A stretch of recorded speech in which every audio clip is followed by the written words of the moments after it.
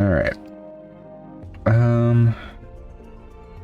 You'd think one of these days I would just remember to, stream. But I was tired last week. So, that's my excuse. What's yours? What am I even talking about, man? I'm still tired. But, I want to play Final Fantasy. So we're going to do that. As much as I want to get back to deck building and magic, I think I'll do this instead. Ain't that nice? Anyways. I got nothing to fucking say, so we'll just get right into it.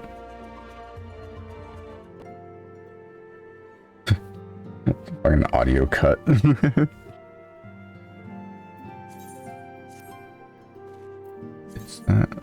Oh, yeah.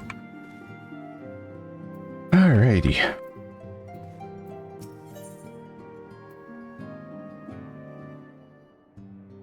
You know, I actually don't remember if I have mounts unlocked at this level yet. I'm gonna actually look that up real quick. I should have done this.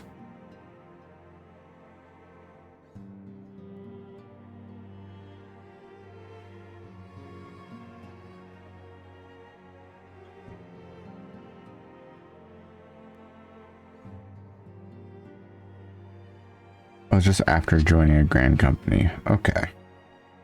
So I've technically unlocked the mount. I think I actually... You know, it's been 2 weeks. You'd think I'd remember this.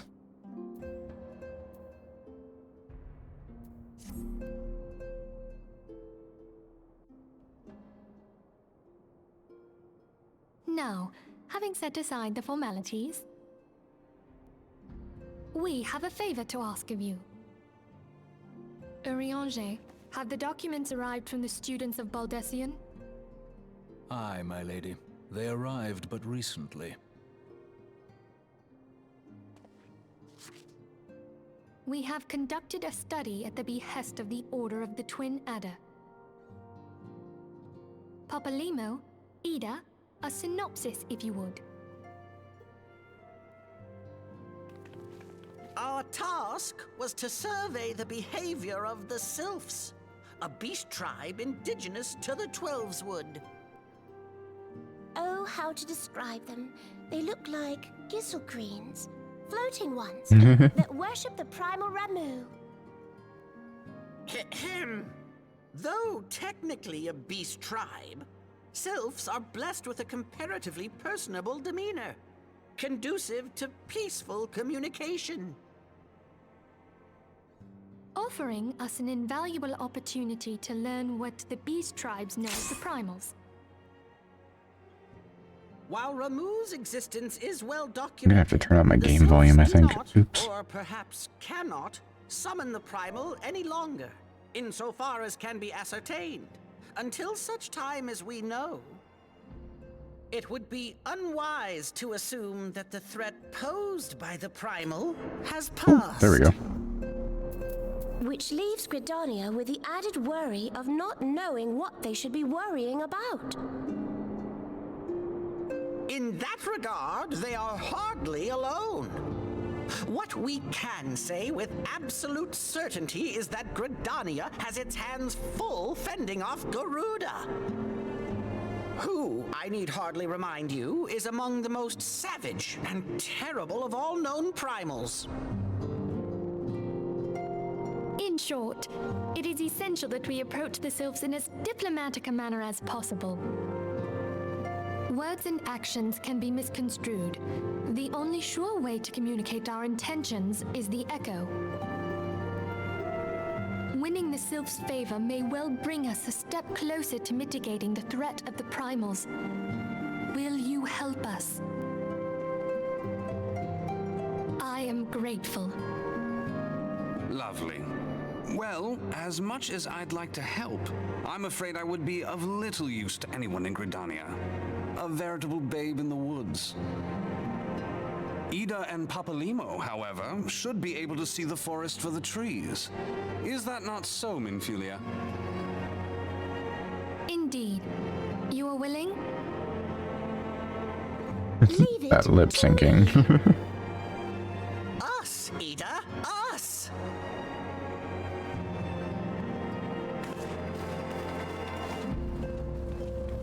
Hey, Supelix.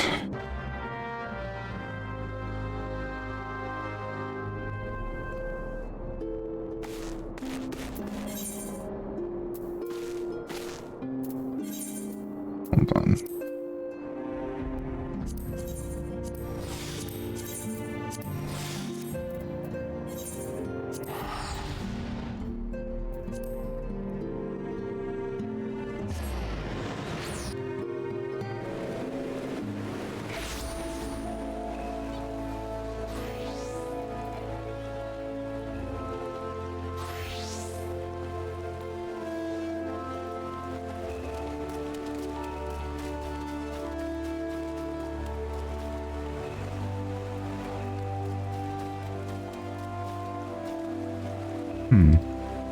You know what? 1 second.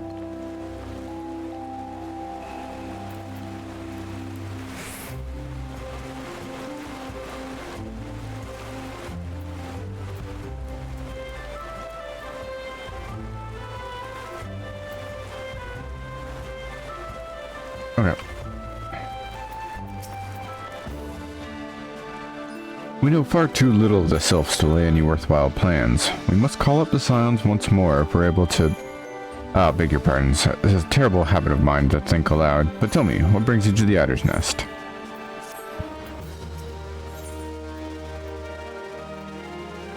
Right, I need to actually send a message.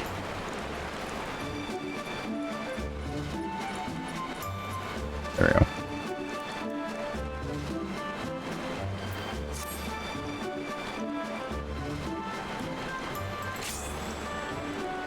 Hail, adventurer. I bid you welcome to the Adder's Nest. You seek to entwine your destiny with the Twin Adder?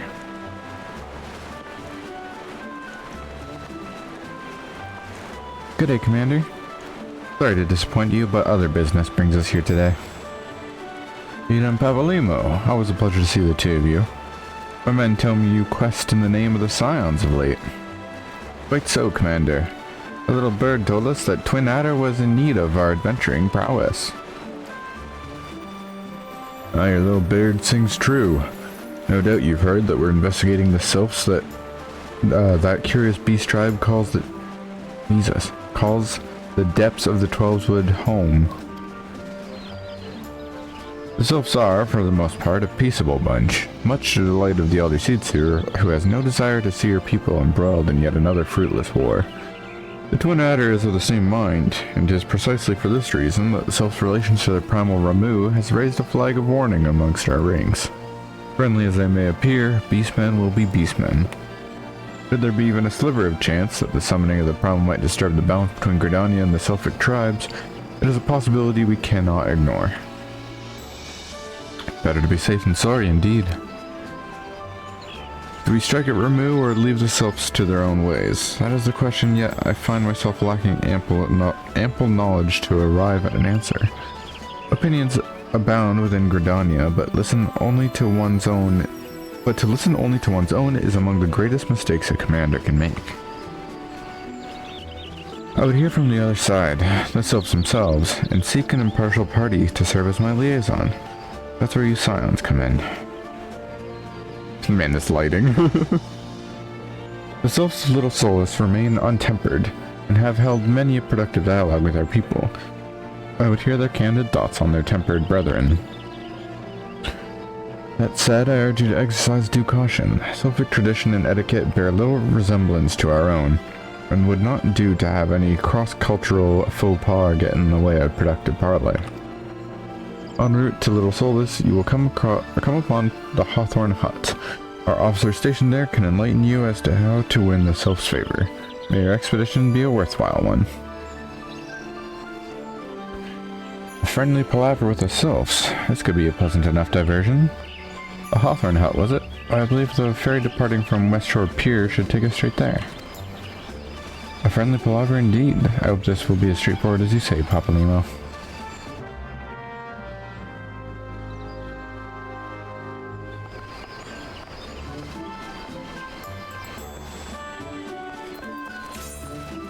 Oh, West Shore Pier.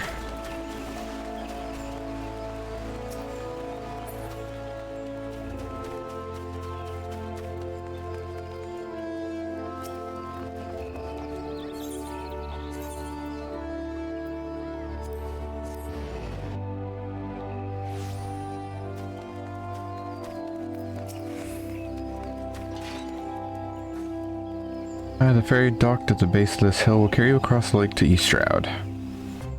Once you're ashore, head due east and you should find the Hawthorne hut without much trouble.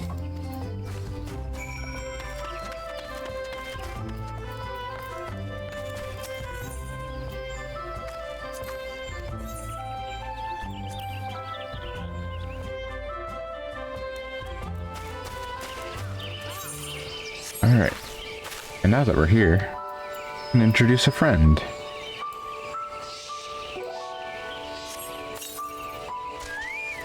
This is Birdwing.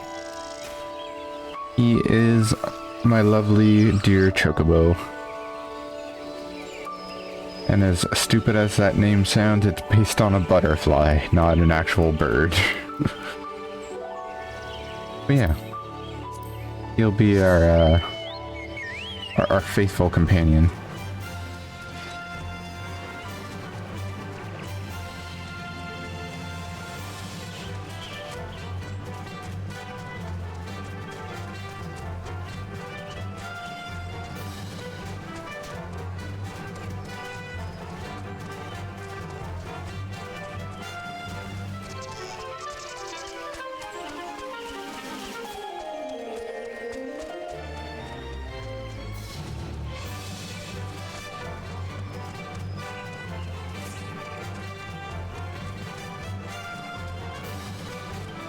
Missed my turn.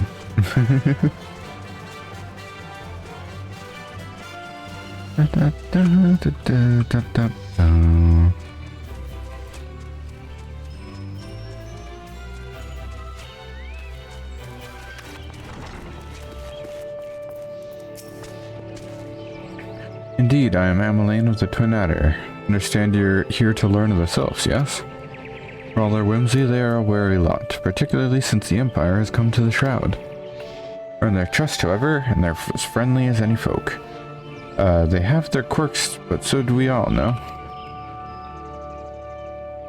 Would you know more, you'd do well to speak to the master of this hut, Rolf.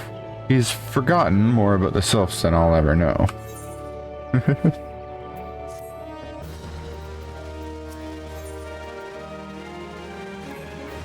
Come to learn a thing or two about the sylphs, have you? I'll tell you one thing, they're peculiar folk. How peculiar, you ask? Well, let me just tell you.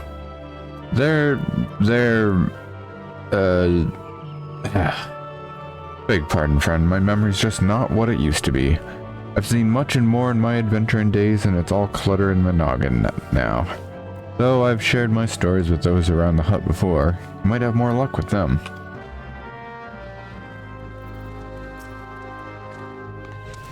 The sylphs? Yes, father's told me the stories plenty of times. What I've always found most captivating is how their concept of etiquette is almost completely alien to our own. You do best not to underestimate them on account of their childlike looks, lest your face end up a mess of glyphs, squiggles, or chocobo scratches. Hee-hee. Tee-hee. Birdwing, what are you doing, man?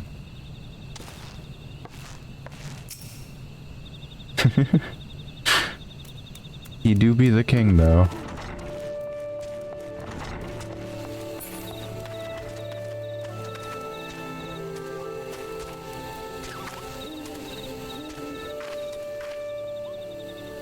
Oh yeah, welcome back to the Final Fantasy XIV streams where I get, paranoid? There's a sturdy barrel somewhere around here, I'm sure of it. The sylphs, inveterate tricksters and troublemakers, that's what they are. One day they're drawing mortal faces on our masks, and the next they're sending our young sentries falling to the bottom of a ravine. Tell them to stop and they just laugh at you. Rolf claims they harbor no ill will, but I dare say such pranks are no laughing matter.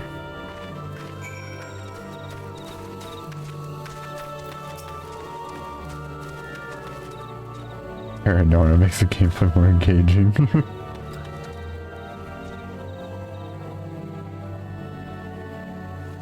The quickest way to a quiverwoman's heart might be through her stomach, but don't even think of trying to foist your foodstuffs on a sylph.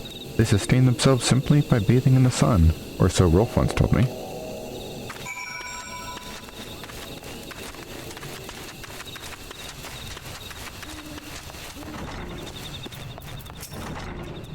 Oh, of course, of course.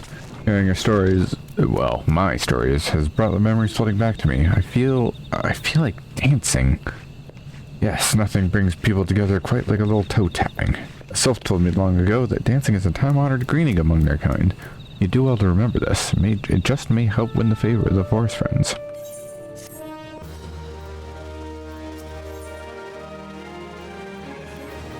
Oh, still there, eh? Great. There's one more thing you should know about the sylphs. They don't take kindly to guests who show up empty-handed. To earn their trust, you do well to bring along what was it again? My wife Rose and I were just speaking the matter not days ago. Forgive me, friend. Speak to Rosette de Combe. Her memory should prove more reliable than mine own. Alright.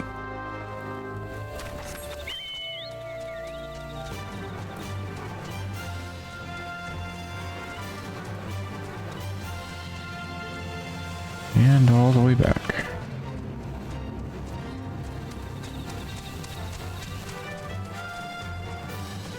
Oh yeah.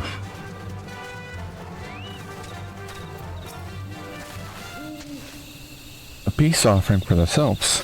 Or anyone else, I'd recommend a jar of honey, but I fear that wouldn't get you past their front doorstep, dear. No, their tastes run more to the unusual. Are you perchance familiar with milkroot? That's what we call the root of those most fiendish seed cane, the ochu. When chewed, it exudes a cloudy liquid that's said to induce curious visions in the imbiber. You'd not catch me dead trying this stuff, but the sylphs seem to enjoy it to no end. I've not seen an ochu around the Combe in quite some time, but I did encounter a suspicious clump of grass the other day. Were you to stimulate it somehow, with some of this amber syrup, for example, you might be surprised at what comes out. Good luck. Oh, is it time for the moist depression? No, I think that's a later point.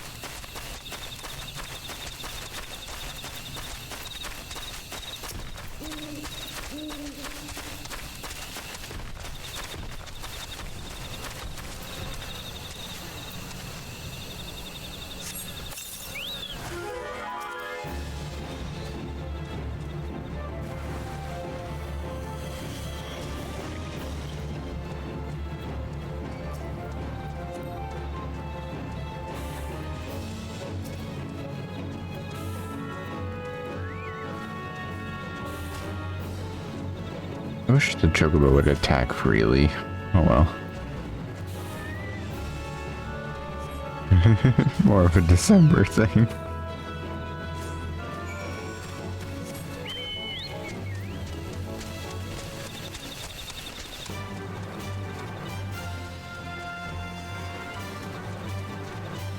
I'm just gonna get to a point where I'm gonna turn off the mount music, I won't lie.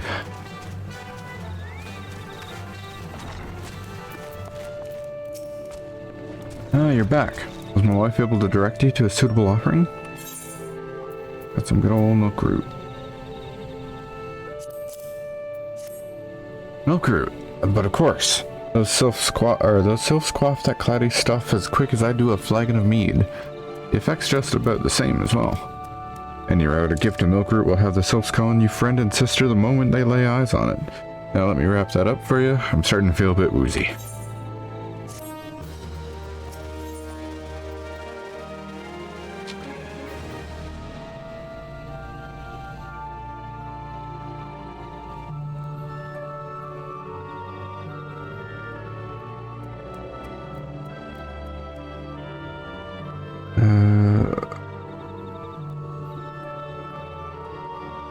Okay.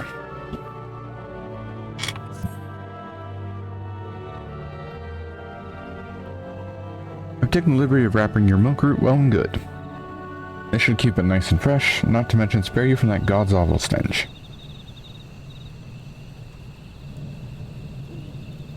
The sylphs love this stuff, but me, I'd rather bury my nose in chocobo dung. I dare say the reek even rivals the breath of the moorbowl that put an end to my adventuring days. But I can tell you that story another time. You've more important matters to attend to today, yes? The sylphs are an eccentric bunch, but I've shared their company enough to know they're kind at heart. But they'll not shun one whose intentions are true. May your parley be a fruitful one, friend, and do stop by on your turn. There's a flagon of full flower mead with your name on it if you'd regale me with your adventuring tales. And before I forget, don't go traipsing off just yet. Emmeline here would have a word with you. Travel in safety, friend, and do pass along my regard to the winged ones.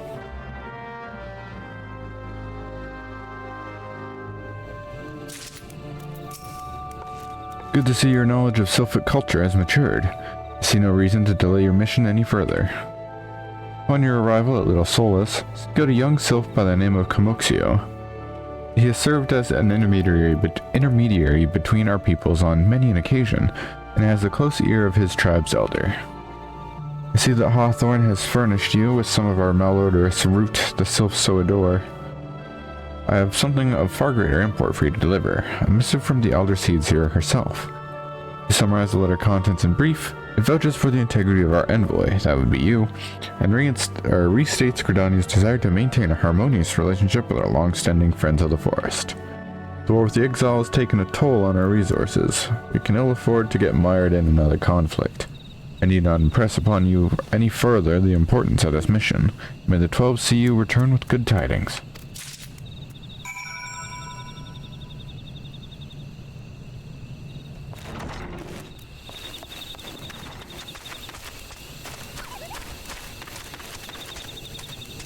And there's something so, like, comforting about these, like, the sounds of insects in the forest like this.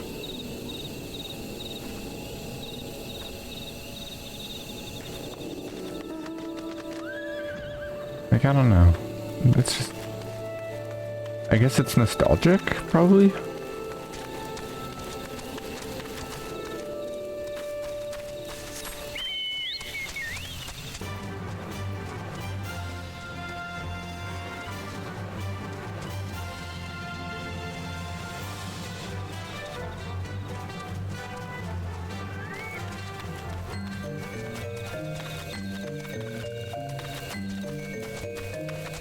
It's not a player?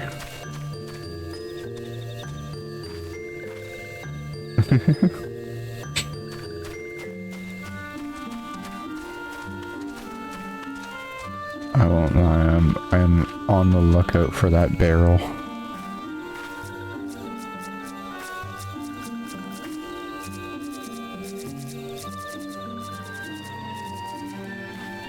There is no barrel. Walking one is not familiar to this one. This one does not trust strange walking ones. Strange dancing ones might be a different story, but this one expects no such thing. Walking one should go home and leave this one be. Not if I do a little dance for you. How about one of these? Oh yeah. Hey yeah, you like that? Bitch. This one would welcome walking one who moves like these ones. If walking one would talk to this one will answer. This one is a busy one, so walking one should speak with quick tongue. Walking one would bring gift to this one. Walking one is most kind.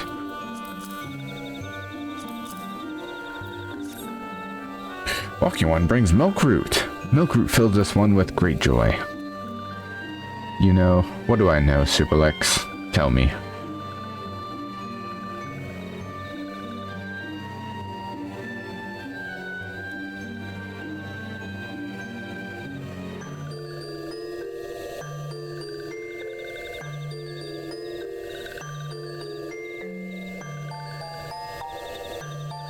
I'm waiting. There's just one cricket sound and it would be like the one following, it'd be like one following you everywhere. Oh my god. I would just have a friend at that point. This one gives thanks, gives many, many thanks.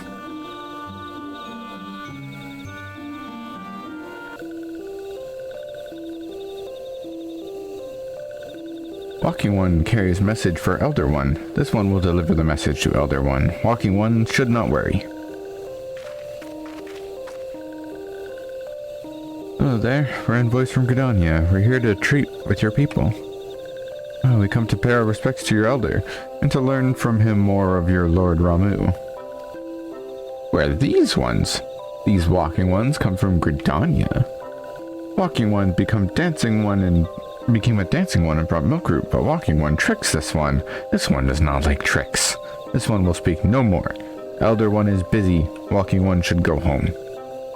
Go home, you say, but the Sylph's little souls have always welcomed Gridanian envoys with open wings. The letter carried by Jack here is an oath of peace, penned by the Elder Seatseer herself. Still you would refuse us. This one's reasons are no business of Walking One's. Elder One has no words for Gridania. Walking Ones waste everyone's time. Well, I never turned away at the gates. Whatever did we do to deserve such a rude welcome? Was Jack's jig insufficiently jiggy?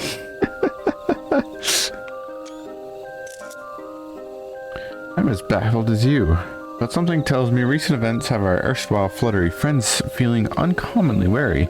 Would seem we've no choice but to ask around and see how we might earn their trust.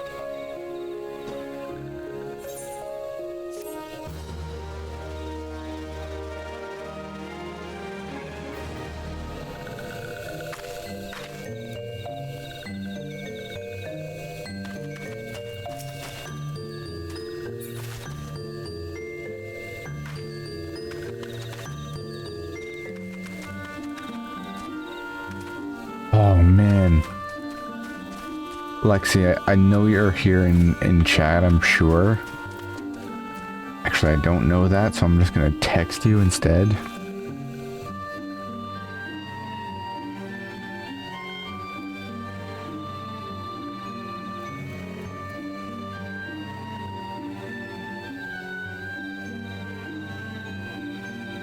Alright, here we go.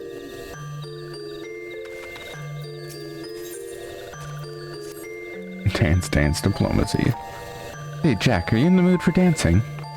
That's right, dancing. We went through all that trouble to learn the Sylph's traditional greeting, but we've greeted hardly any of them. If I were myself, I'd be beside myself with delight to see an adventurer expressing an interest in my culture.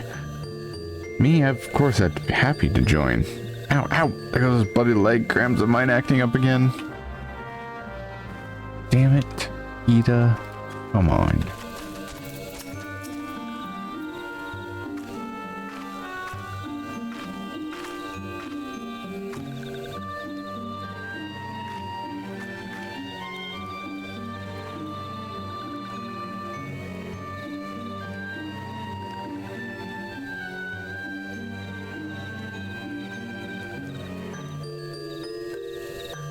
Ooh, Walking One knows Jolly Dance. Jolly Dance bills this one with good cheer.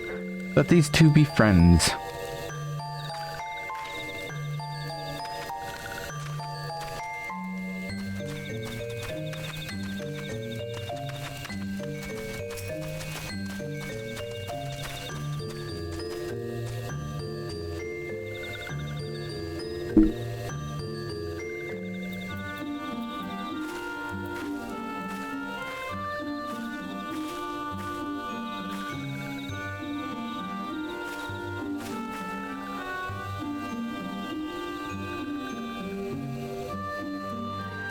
Walking Ones would be a friend to these ones. This one is overjoyed, but this one keeps the way of weaving a secret.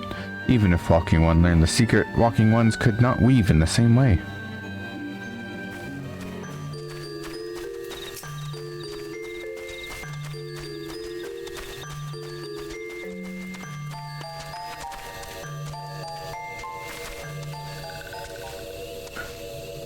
What does Walking One want with this one? Elder One warned this one not to get too friendly with Walking Ones. Oh, right. Duh. Man, I'm dumb.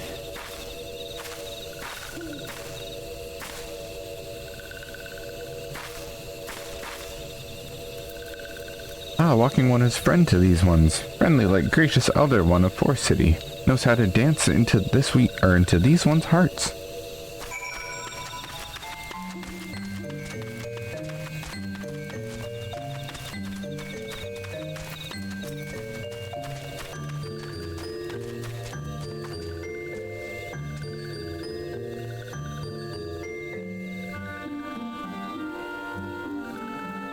Jack, Would you like to hear the good news or the better news?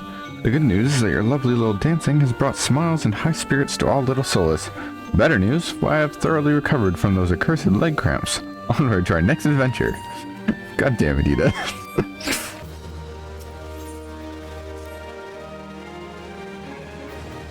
Jack, as an adventurer, you're no stranger. Wow, Jesus Christ. You're no stranger to helping distressed folk, I'd wager. Tales of good deeds are quick to spread. The adventurer who comes to the aid of the local populace can't go from stranger to hero overnight. Or can go. Jeez, man, I can't read for shit. That's not that's a whole other person. Yeah. No doubt you see what I'm getting at. The sylphs who make their home in Little Solace do so having been driven from their woodland home. Surely they have their fair share of troubles. Seek out troubled sylphs and see what might be done to ease their worries. Sound plan, would you not say? That said, the sylphs are not known to share their worries with outsiders. You'll be better off inquiring with Hira Amadia of the Gridanians who reside here. He's most likely to be privy with the sylph's troubles.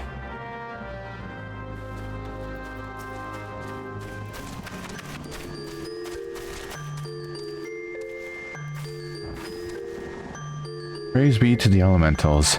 I cannot express how happy I am to see an adventurer with a truly gentle heart. The sylphs of Little Solace are sorely in need of aid. Pray hear me out. Being a temporary settlement, Little Solace wants for amenities, not least a stout set of defenses. Consequently, beasts from moms around are free to wander in and terrorize the hapless residents.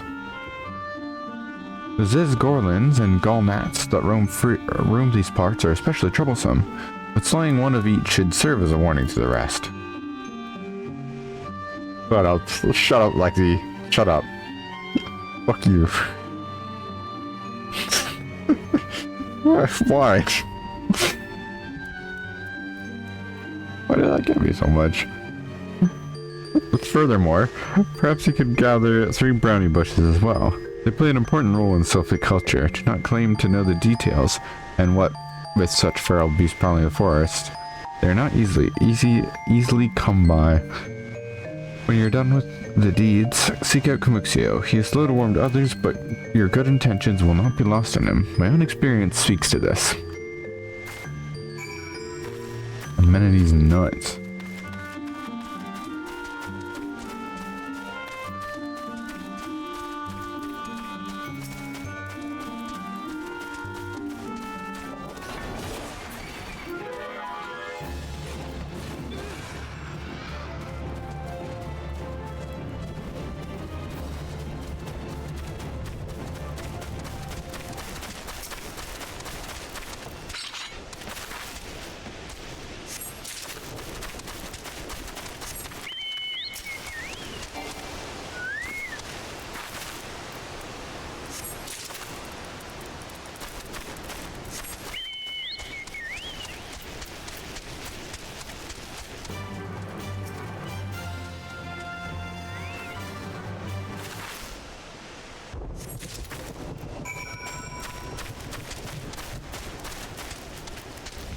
Who the hell was that?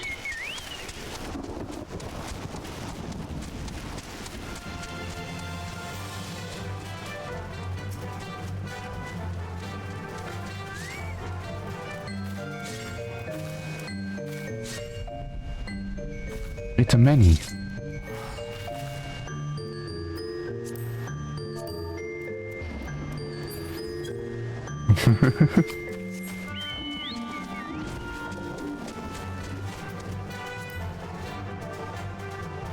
You should watch twitch.tv/Jacko304 right now as recompense.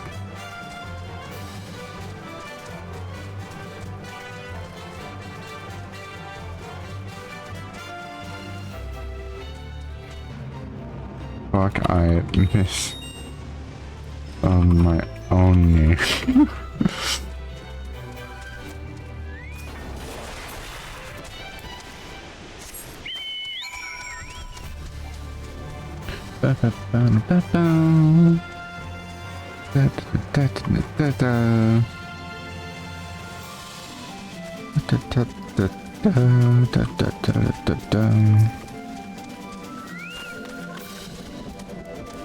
Dancing one is still here. Dancing one can dance all night.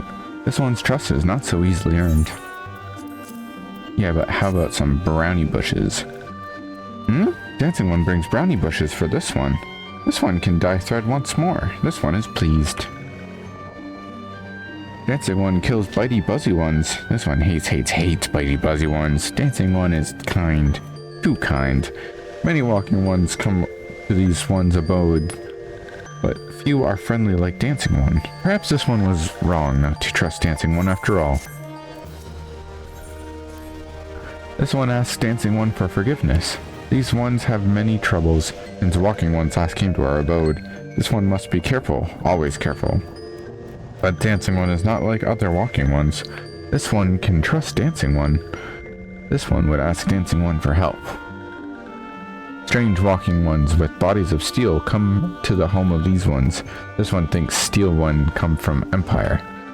Where Empire goes, many living ones become dead ones. Trees fall and bushes burn. These ones' home is in danger. Danger. This one begs of dancing ones to help this one no more. Dancing one is friends with these ones, and walking ones, yes. Dancing one must speak to these ones here and walking ones in hut house to find out more. Christ alive. The way some of these creatures talk. This one has bad feeling. This one fears steel ones are after something, but this one should speak no more. Go, dancing one. This one depends on kindness of dancing one. Which one? What, listening to me or reading it? Okay. Strange steel walking ones. Yes, this one has seen. Steel walking ones carry big bosses. Bosses? Boxes. Maybe walking ones hunt for shiny treasure? This one likes treasure.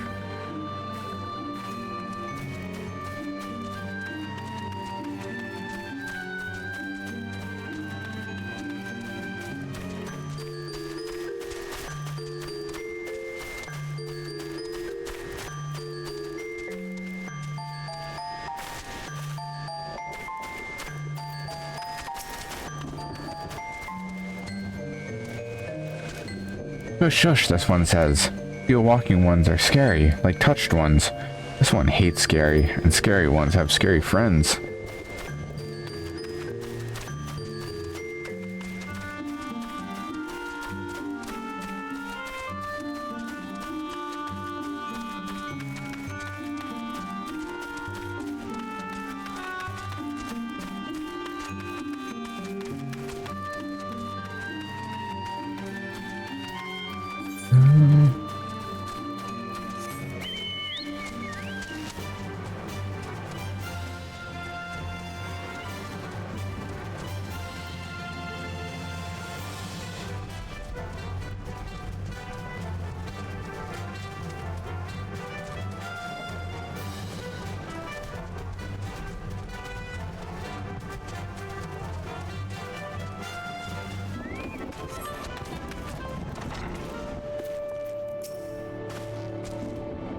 Fearsome types cloud head to toe in steel, you say? Imperial soldiers, no doubt. I couldn't tell you what they're plotting, but I'm sure it's nothing good.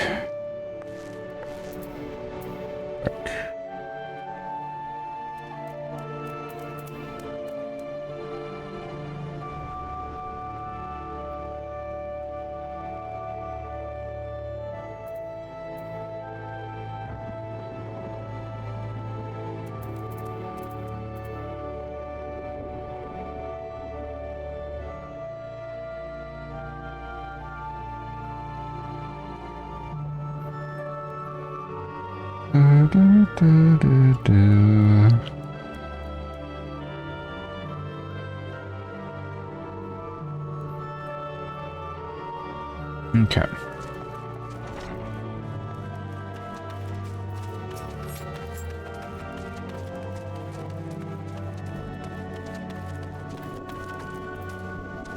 Men clad in strange armor. Well, now that you mention it, I did see some suspicious types of late. They were gathering deep in the forest. I simply assumed they were adventurers. Pretty sussy. Oh. I can't fly. That's not allowed. Run ruined.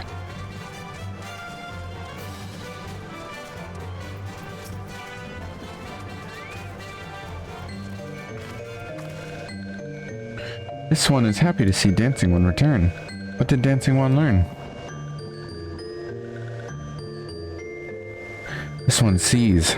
Steel walking ones come from Empire, carry boxes, and go walking deep, deep through trees. As this one thought, steel walking ones are up to nasty, no good things. This one knows forest well. Steel walking ones try to hide, but this one will find them. This one would borrow Dancing One's map. This one makes a mark right here. This is where the steel ones hide. This one knows. Dancing One will go looking for steel ones, yes? Yeah, I guess.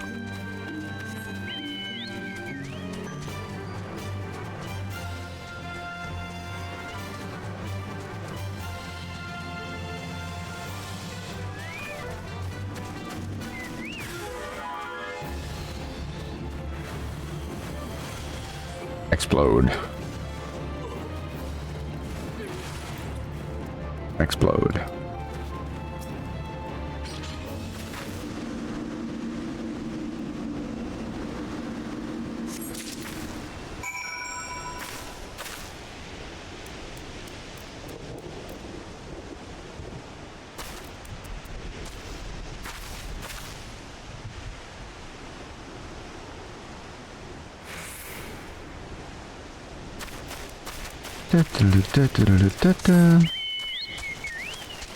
I'm not sure that wouldn't be nearly so annoying. Yeah.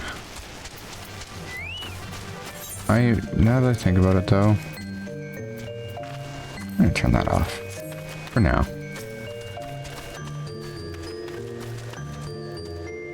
Dancing One is back. This one breathed a sigh of relief. This one was worried.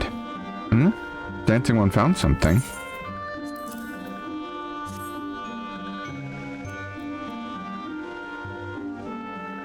Dancing One found paper inside a box. This is message from Empire?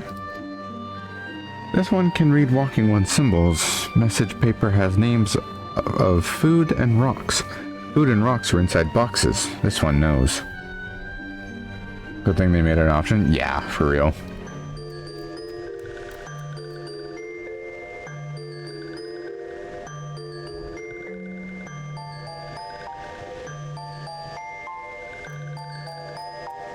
But this one does not understand. Food and rocks mentioned all come from home of these ones. How do steel walking ones know where to find them? A synth ambient version of what, you mean like a lo-fi kind of shit? I feel like that must exist.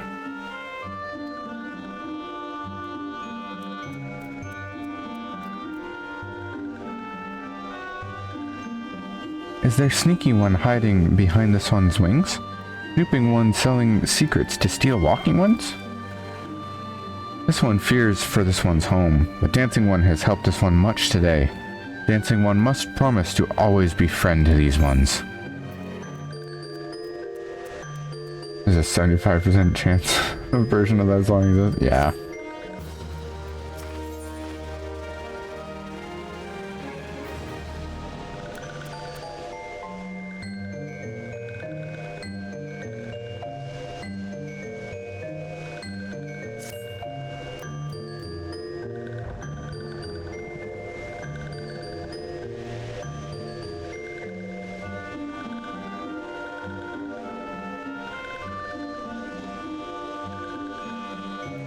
Helpful One arrives at good time. This one needs Helpful One's help. One of these ones, named Claxio, ventured outside Little Solus alone. Alone is unsafe. Helpful One must find Claxio.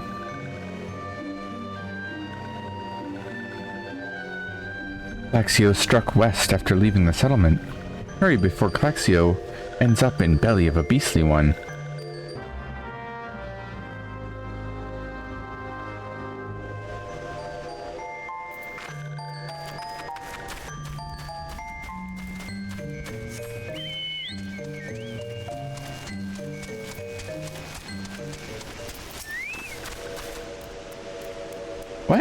Walking one wants this one to return to Little Solace. Don't make this one laugh. This one is weary of living with those who are not these ones. This one wants to be alone. These ones rely on walking ones for everything. No better than those ones that summoned a primal one. Small wonder this one chose to leave. This one thought this a likely place to build a home, but then Meddling One arrives, forces this one to go deeper into the forest. Meddling One is forbidden from following this one. Away with Meddling One. Oh, okay.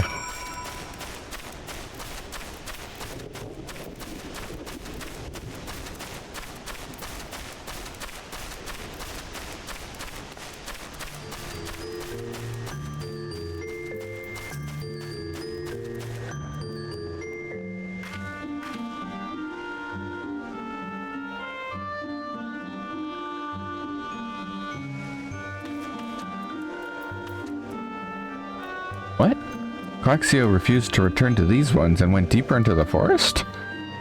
But this one saw touched ones lurking in the forest. Alpha One must hurry. Hurry and find Claxio.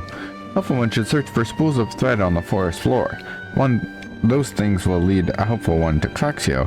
But hurry before the touched ones take Claxio away.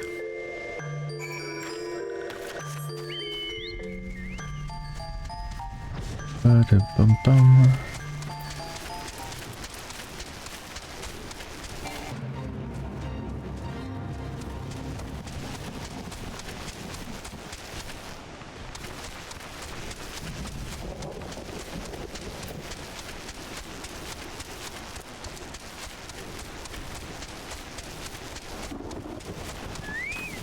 So intense.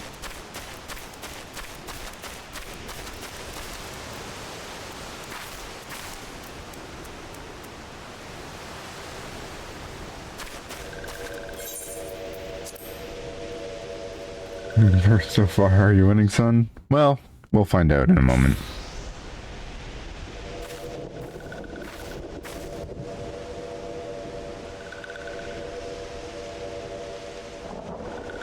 Meddling One is back. This one told Meddling One to be gone. Tell Camuxio and that this one will never go back. Never.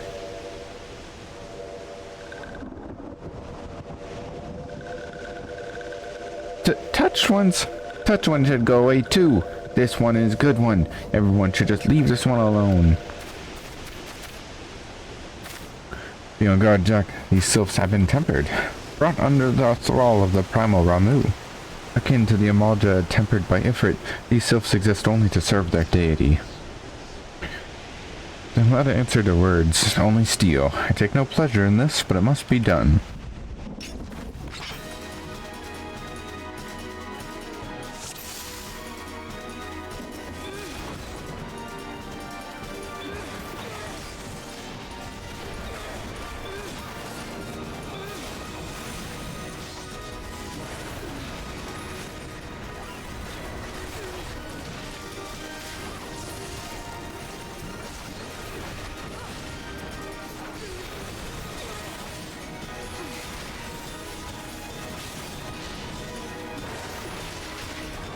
But Ramu's just chill, yeah.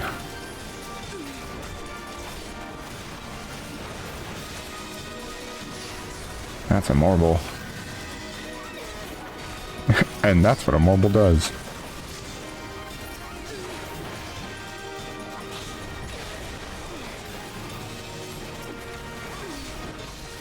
No, I don't want to take care of the sylphs. I want to beat the marble.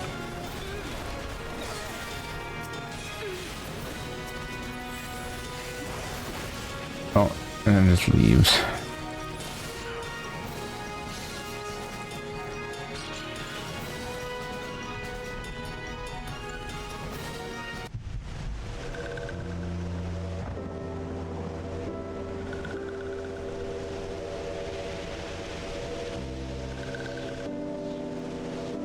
This one is safe? This one was so scared. Claxio, this one has been worried, so very worried. Is Claxio unharmed? Still in possession of wits? Camuxio. And Meddling One as well. Why are these two here? These two came to rescue Claxio. The Claxio is safe. It fills this one with joy. Coeurl, forgive this one. This one did not mean to run away from little Solus. This one was just afraid. These ones who live at Little Solus were changing, becoming friendly with other ones. This one feared that these ones were forgetting who these ones are, like touched ones did. But this one was wrong. This one can see that now.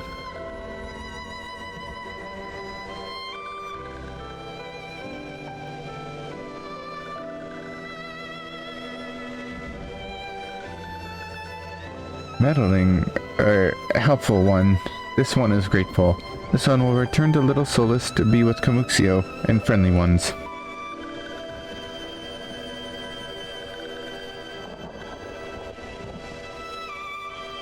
Well, that should see to that. Let's say we return to Little Solus as well. I, for one, could do with a nice hot bath. Do they have baths in Little Solus?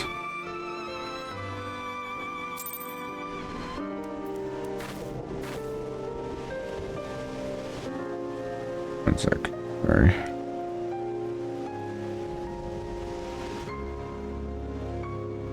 I have to make notes.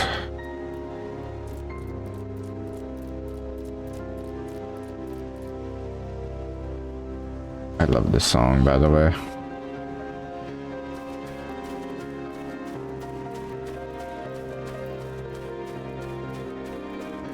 It's just like that perfect mixture between like intense, dramatic, and also relaxing and like nostalgic. I'm saying that word a lot today, but it is.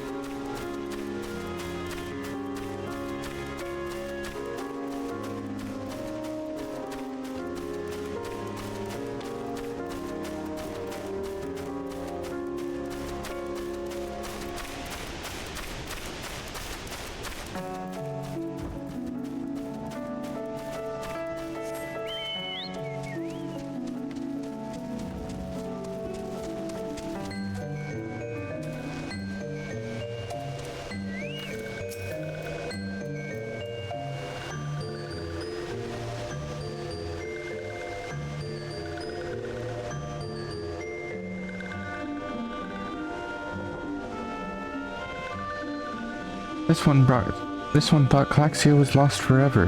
Helpful one saved Claxio. Now these ones can be family again. This one has known many walking ones, even many kind walking ones. But Helpful one is the kindest and strongest of all.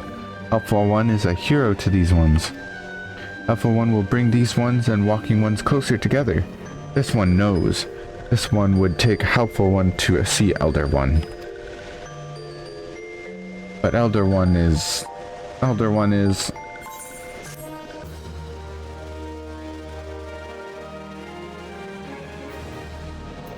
Yeah, the Shroud's music is really nice. I do have a lot of nostalgia for Laurentius, but that's, you know, just because that's where I started. But, yeah.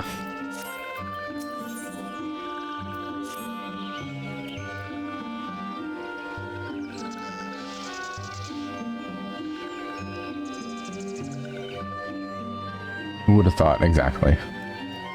This one must ask for Kind One's forgiveness. This one made promise to take Kind One to see Elder One, yes, but this one cannot. This one cannot because Elder One is not here. Elder One is not anywhere. Elder One went into forest yesterday but has not come back. This one is worried. Elder One often goes into forest, but never for this long. Kind One would help find Elder One, yes? Near where Elder One disappeared is the home of Walking One named Budsnapper. Budsnapper may know what happened to Elder One. This one would talk to Budsnapper, but Walking One do not always trust these ones. Would Kind One talk to Budsnapper for this one? And Kind One comes for Gridania, yes? And Gridania lives many Kind Ones, yes? This one begs of Kind One, please go to Gridania and ask fellow Kind Ones for help. And please hurry. These ones are not safe until Elder One returns.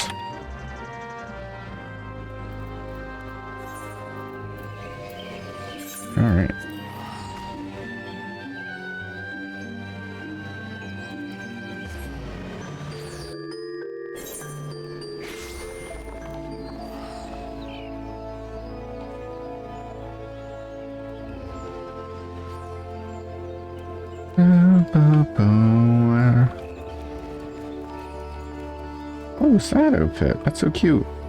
Oh, it's Lisa's. Yeah. That's a cute outfit.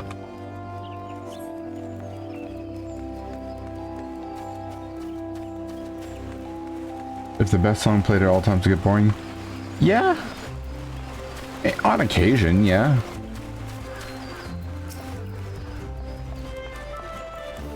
But at the same time, a lot of video game music is designed to be played on repeat. So they can't be that bad, you know? Not like if a radio song were put on repeat. Well, if it isn't our intrepid ambassador, how fare your diplomatic efforts with the Sylph tribes? Their elders gone missing, you say? Why, if he were to end up in the hands of the Tempered Ones, we'd have a crisis on our hand.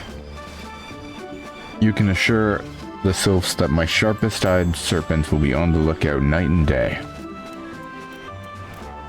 No stone must be left unturned, but ask you call upon Giamocol at the Bent Branch Meadows and deliver the message that the wood whalers are needed in the search effort.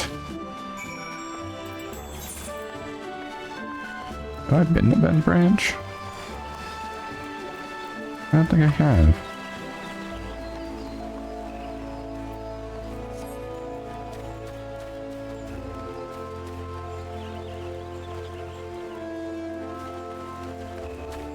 Hundreds of hours of it? No.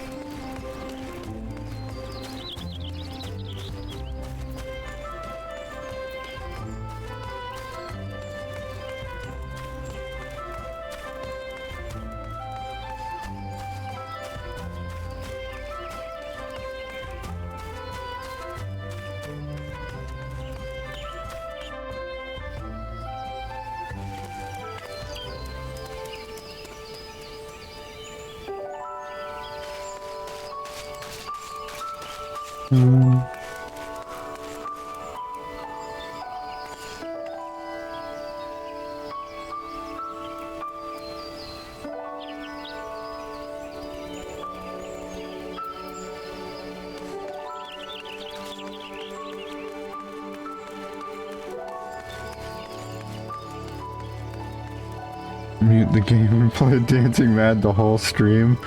Don't tempt me. That's a bad idea to tempt me.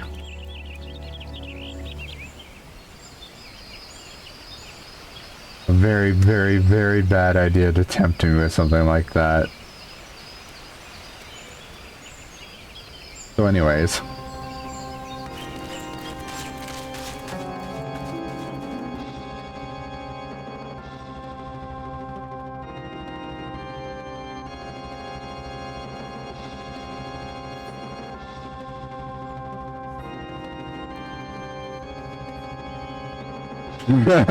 Oh shit, you're actually doing it. I told you, don't tempt me with things like that.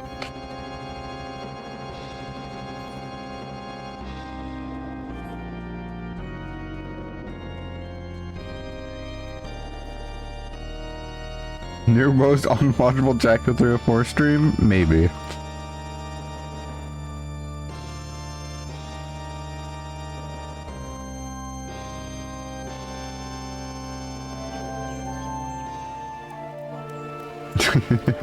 Nah, I won't do that to you. Can you imagine, though? Can you imagine?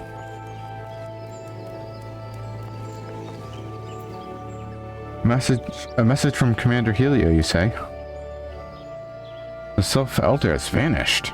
Worry not, friend. The Woodwellers have eyes under every leaf, behind every branch. If the Elder is anywhere in these forests, we shall find him. And now to Biscarans.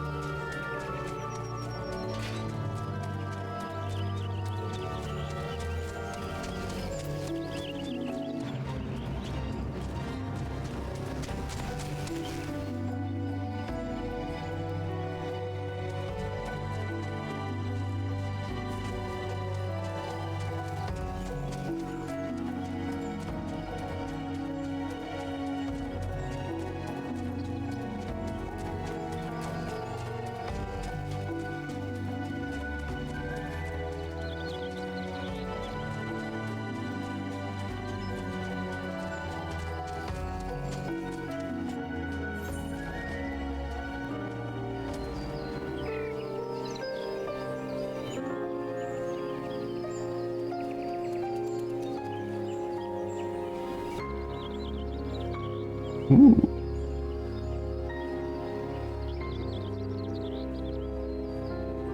Alright, I may or may not be deck building as I travel from point A to point B.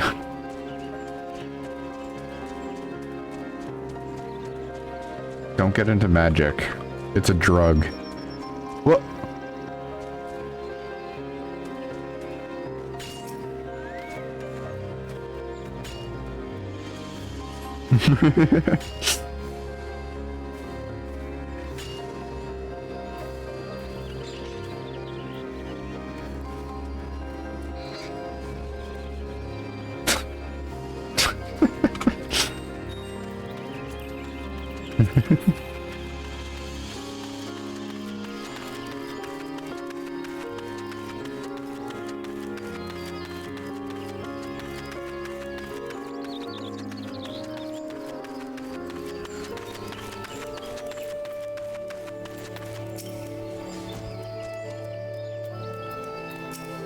Oops.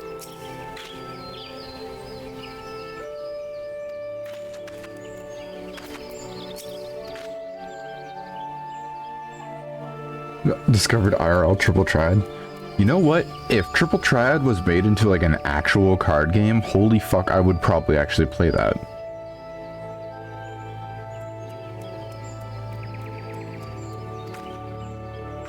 Wait, is there anyone here that can play Triple Triad? Can I play Triple Triad in New Game Plus? Actually, I don't know. Hold on. I can't, but I'll do that after. Hold on.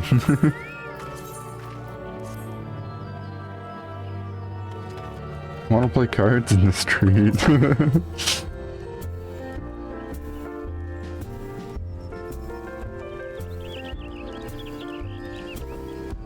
I'm at Adventure. We have the finest grog and grub this side of... Huh? Not here to fill your belly, then. Hunger for news, is it?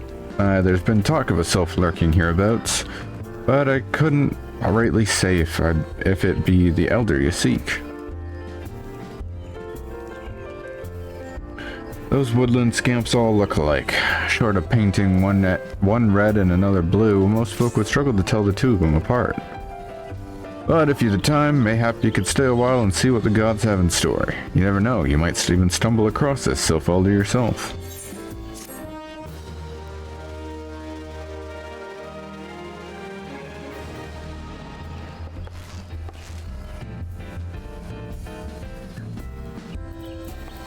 Before I do that, though, here you go, Supalex.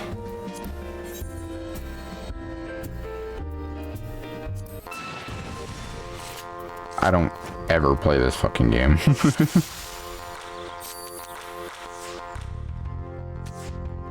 Jesus, he has some good cards. Oh right, I have things that tell me what to play. Oops. I forgot.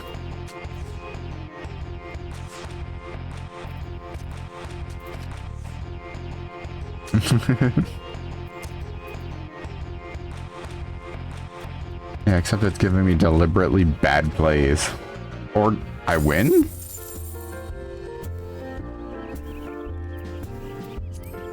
I thought that would be a draw.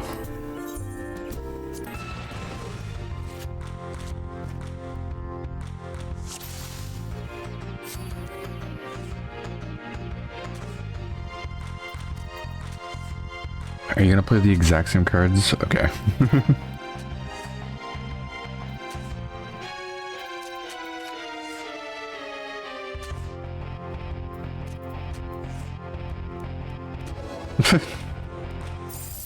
This triple triad shit easy.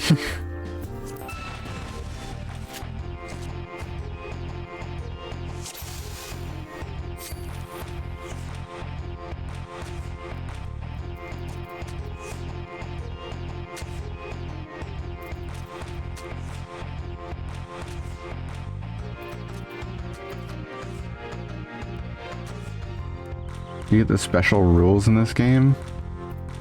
You mean these things over here? should. It's dependent on like the person you're playing against, and like the area, I think, matters.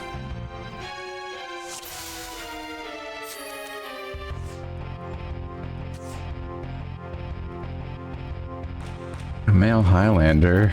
You mean my starting character?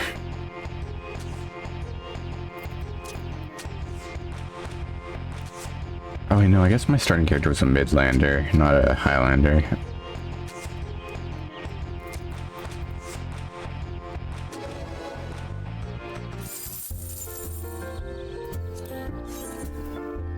Motherfucker still needs to give me a card.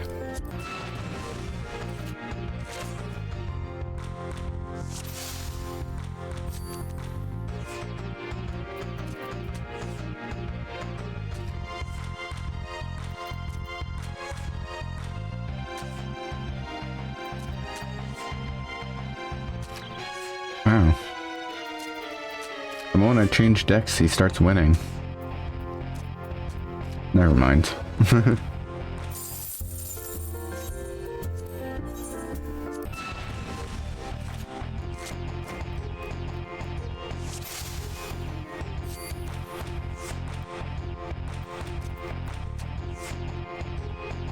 Also, this might be spoilers, but I love how my deck is 4 gods and a monkey.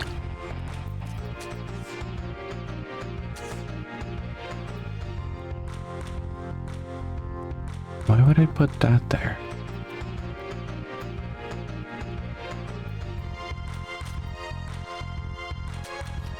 Oh, it's because it's order. You have to play it in the order of your hand. Right. That makes sense. Hey, there we go. Yoink.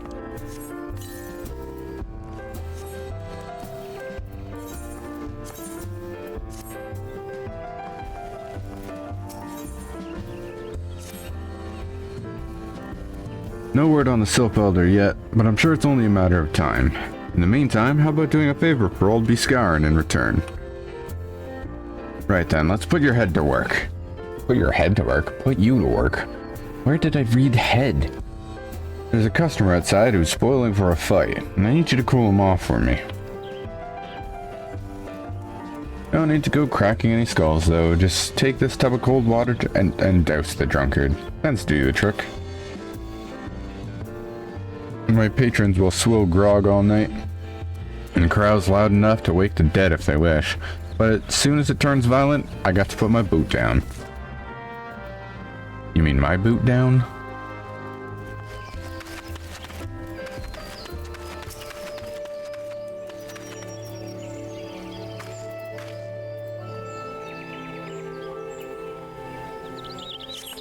Flash. Ah, Novicus, teeth, that's cold. What do you mean no fighting? This Duskwhite scum was... Yeah, I know the rules. That bastard gets to keep his skin. For now. Racist. Because it's all in your head, Luigi. You gotta let me go. Nicely done, Jack. I'll not have my patrons picking fights with each other over a bit of petty prejudice. In case you didn't see, the bloke who was caught in the brunt of that outburst is a Duskwhite I was in. There are people who shun cities and live in the wilds, making them no better than brigands in the eyes of many. To be fair, the Duskwhites can be an unruly lot, but they ain't so bad once you get to know them. And it don't seem right to bar a whole race of people from the druthers for the misdeeds of a few. There should be at least one place where anyone willing to pay the coin and drink in peace is welcome, don't you think? Yup. Down with racism. I appreciate all the good you've done for our patrons. If you aren't disinclined, I have a favor to ask of you, or a favor of my own to ask you. There's a Coeurl friend of mine, you see, name of Tetaroon. Good lad. It was right after the calamity that I came across him fallen in the shroud. He nearly died in all the havoc, so I took him in and nursed him back to health best I could. He worked here at my druthers for a spell after that. Got to talking about striking out on his own. He did, and not long after cast his lot with a merchant bound for Laurentius. Well, it just so happens I got to cleaning up around here and came across something of his. This scarlet earring. I know he was fond of the thing, but he must have forgotten it when he left. So I'd like to see that it gets to him. Can't say for sure where he ended up, but might be a friend of mine can. A Roganin fellow by the name of Bansing. You can find him on Hawker's Alley in Limsa.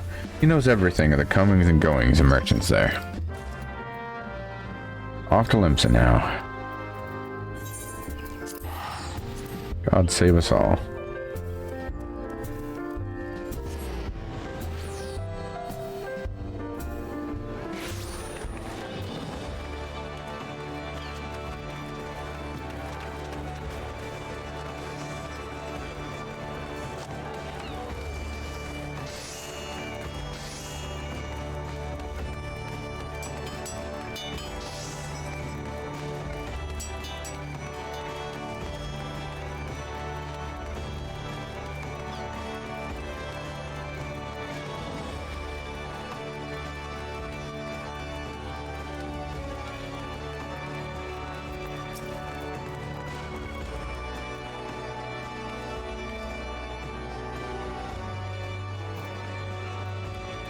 You found your way to Hawker's Alley, friend. Kikiran that worked at the Druthers. Ah, you speak of Tetterune. Related to that Kyokurun bloke over there by some blood or another. Two of them put in together and were making good coin, but old Tetterune up and left Limsa not long ago. Couldn't say as to why or where. You're better off asking Kyokurun himself. You could be tight-lipped though, I warn you. Best to take this chicken egg with you. Little bastard loves the bloody things. Yeah, good to hear about old Busk though. Sounds as though he ain't changed a bit. Just like him to send a venture along, too shy to come his own self. God, I miss strength that fool.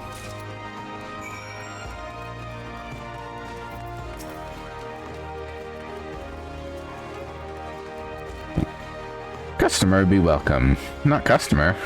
Not come with custom? You're busy with business. Too busy for blather. No. Egg.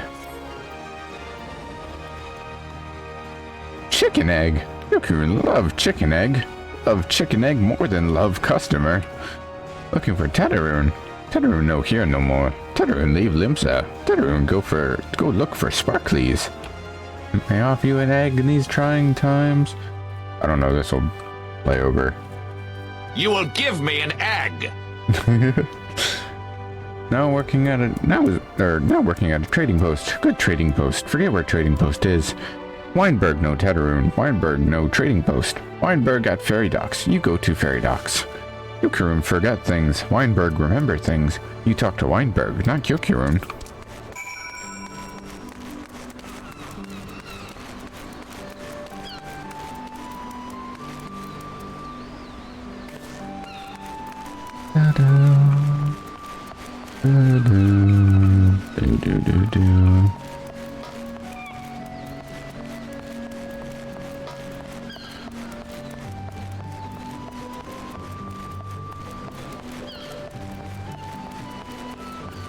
Man, I would fucking love to live here.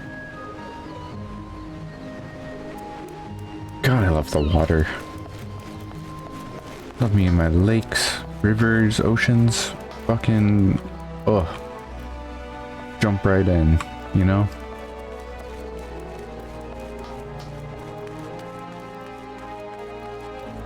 No thanks, I'll stay in the gritty. Oh, man, I can never remember, is it? Oh, hold on, let me get my words correct. One sec.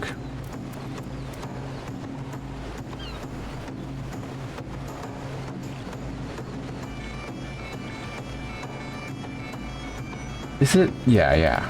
Is it thalassophobia or just agoraphobia for you, Lexi?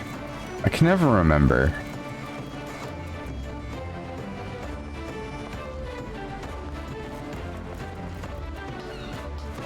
Like, is it water specifically, or is it just like anything like it? You know?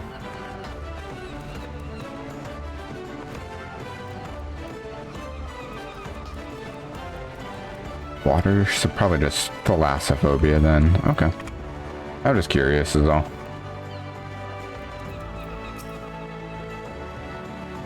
Deadrune. I've seen him. That is to say, I saw him. He was headed somewhere up north by way of the ferry to Aleport. Might as well head there and see what you can suss out.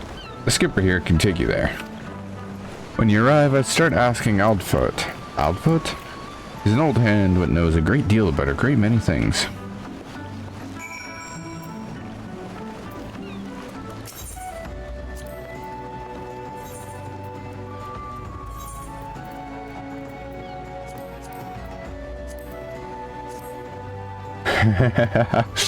Yeah, we'll get to that.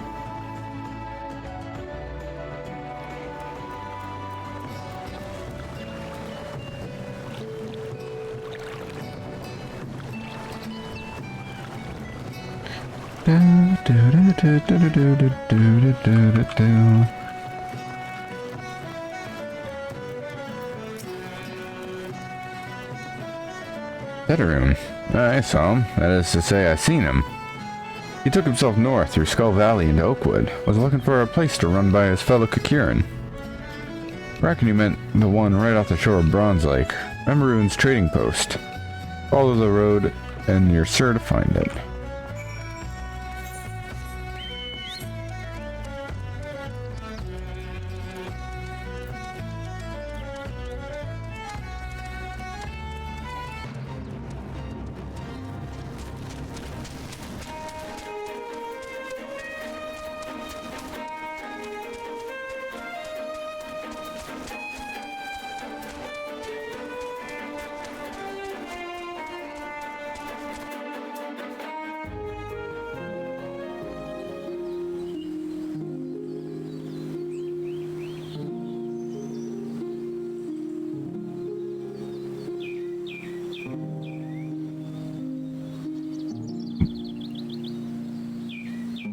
Why don't I remember this version of this song?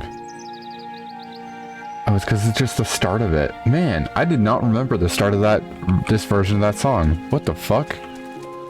That's awesome.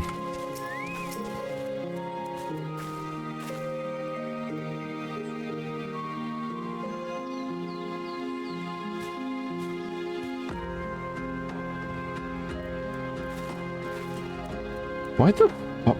Like, did I just forget an entire song?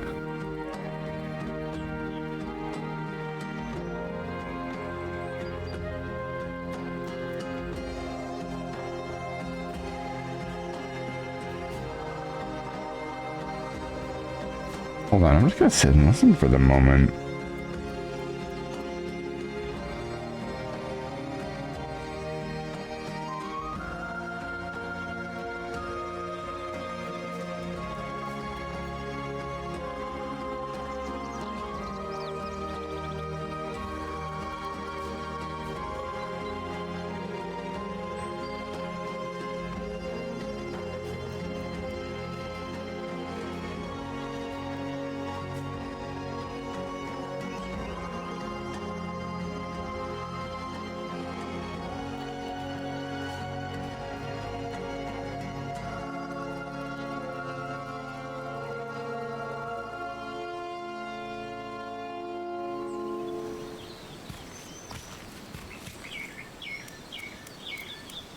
Man, I really like that.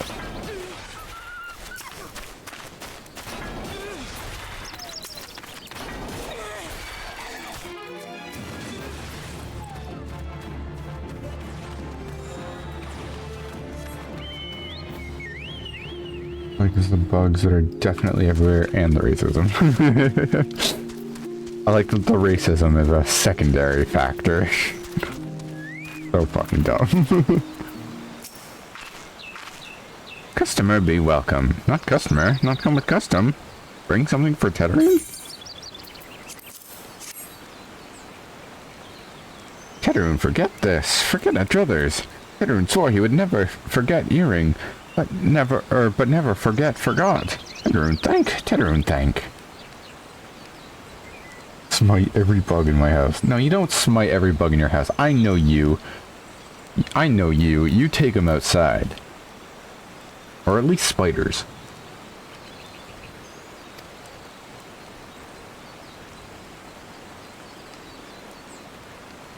Good Buscarin doing good? Good Buscarin good to Tetaroon. Tetaroon miss Good Buscarin.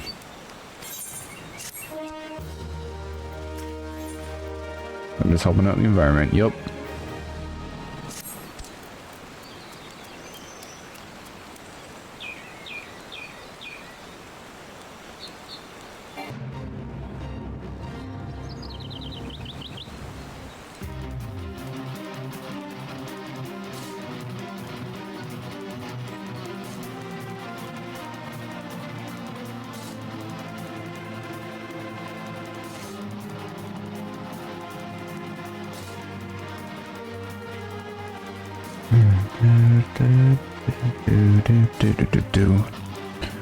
Good Buscarin helped Tetaroon. Tetaroon died without Good Buscarin. Must give thankies. Many, many thankies. Tetaroon make Kieran firewater for Buscarin. Buscarin love firewater. You up to Tetaroon make firewater. Need thingies to make. Need many, many thingies. Need crow pup whiskers. Need 3 good crow pup whiskers. Holy shit. I'm sorry. Lexi, if you're in the area, I need you to help me with this. We have a giant enemy crab to fight.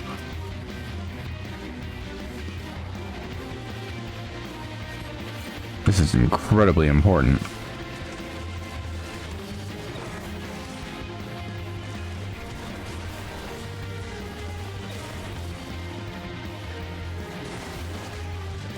Actually, he's dying really fast.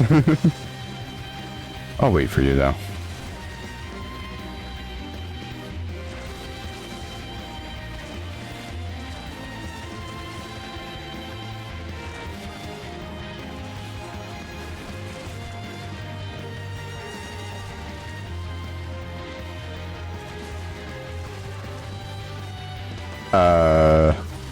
Upper Lenosha on the left side.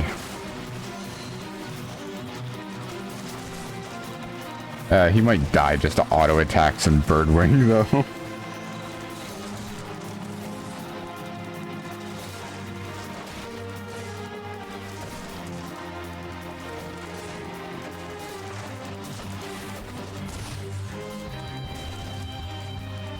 Yeah.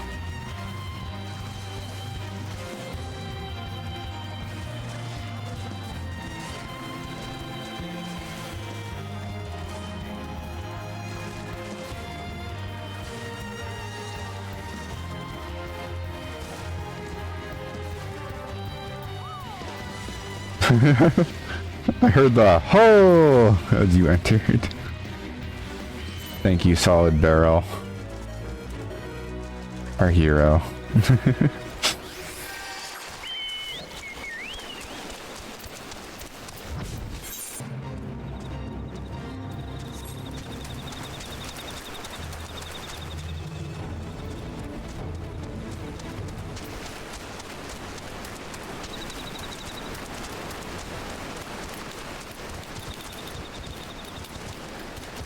The boys. There they go.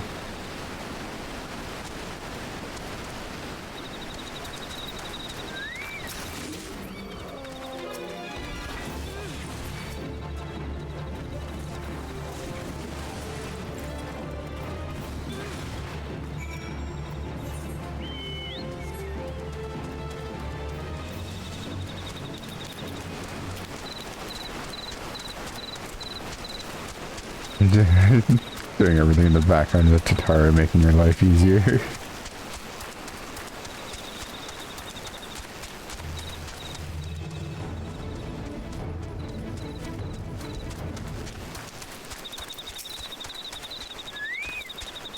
No, one of yours, rip. Have a good one, Supalex. Thanks for coming.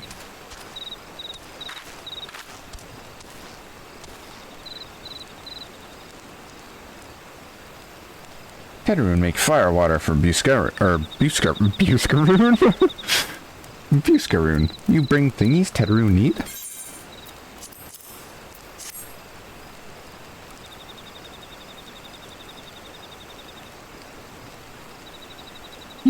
You brought all thingies. Tetaroon make firewater now. Make good firewater for good Buscaroon. Tetaroon start making firewater now. Good firewater take time. More time, more good. You come back later.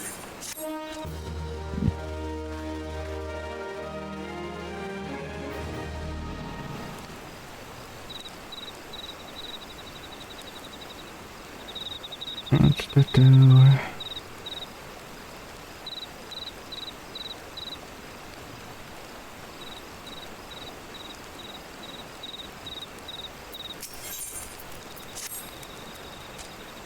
make firewater. Good firewater. You take to Buscaroon. Good firewater for good Buscaroon. Tell Buscaroon no drink now. Tell put away 1 year. 1 year make best flavor. Tetaroon hope Buscaroon happy. Tetaroon give Buscaroon thankies. Many thankies. You tell Buscaroon. Tetaroon make big shop someday. Biggest shop in Eorzea. Make many sparklies. All thank to good Buscaroon.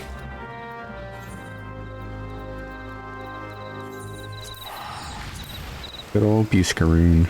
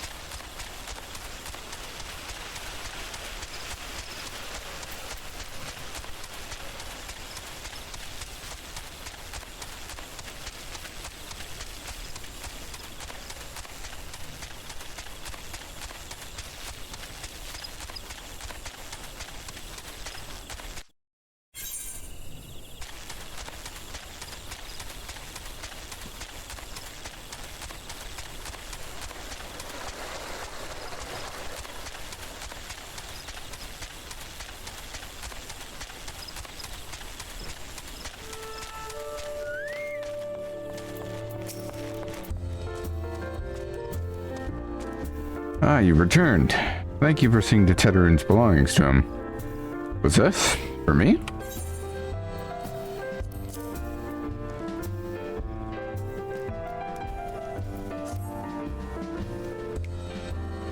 Kieran Firewater. Still he remembers my fondness for the drink, does he? Why, that old... Bloody hells, who's cutting onions back there?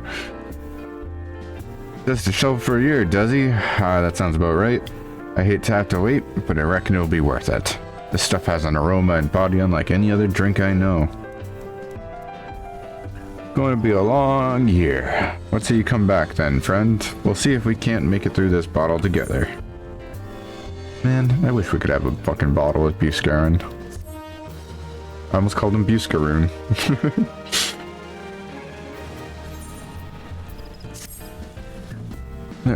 There was word while you were away. Sylphs were seen in the wood, but near no lands of their own. No, this was a place near to here, a place we've never known a Sylph to come. Something must have given them cause to venture this far, more than like the Sylph's elder among them. Here, I've marked the tract where they were seen, or they were sighted on your map. Go see if there's anything to be seen.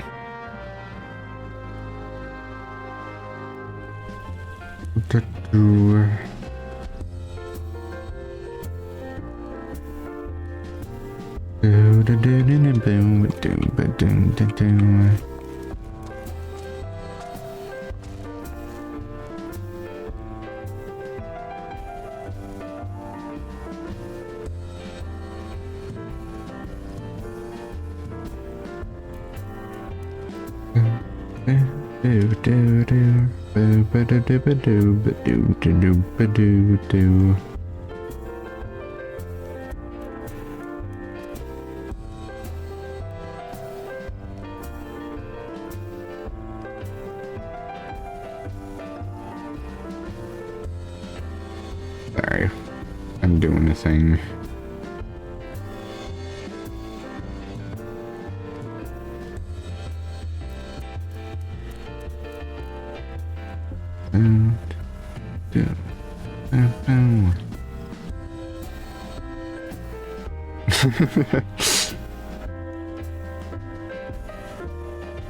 Oh, you reminded me.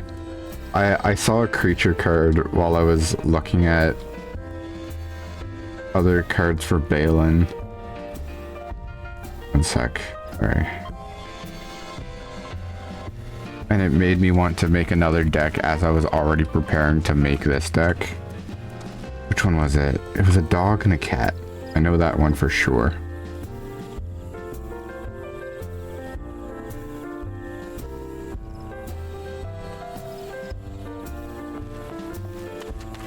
I know they were just really, really cute.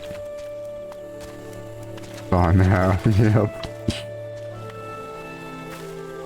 It was Rin and Sari Inseparable. Whenever you cast a dog spell, create a 1/1 green cat creature token. Whenever you cast a cat spell, create a 1/1 white dog token. And then for 9 mana, Rin and Sari Inseparable deals damage to any target equal to the number of dogs you control, and you gain life equal to the number of cats you control. Which I think is just really fun. And then you combine that with, what was this, like Jetmir's second or something like that? Find a page. Yeah, Jenny Faye Jetmir second. If you would create one or more tokens, you may instead create that many 2/2 green cat tokens with haste, or that many 3/1 dogged creature tokens with vigilance. And I just think that's a funny combo. Because you're already making cats or dogs, and then you can just have your choice of which ones you want. And they're also stronger.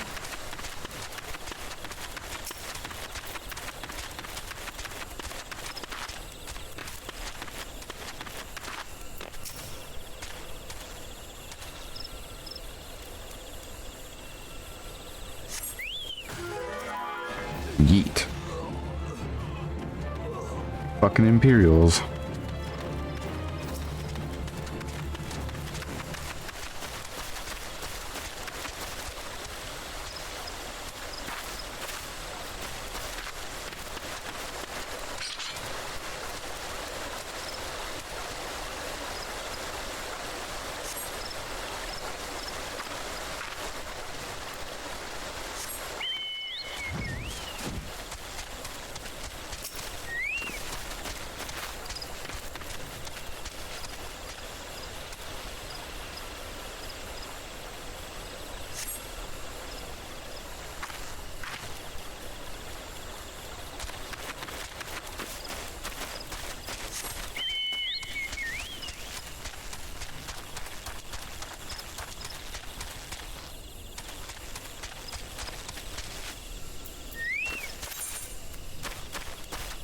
Hold on, side quest.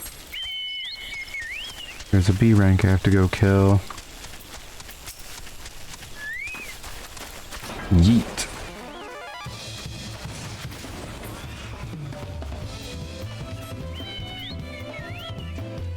I haven't seen pre-con together, I can tell you that much. Yeah, I don't think they would have been. That sounds like too simple, I guess.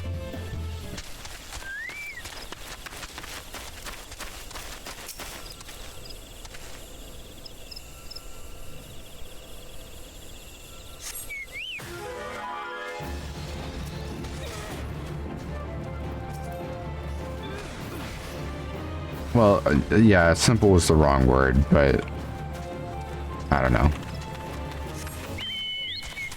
It would make sense, but also I don't think they would do it, I guess is how I would put it.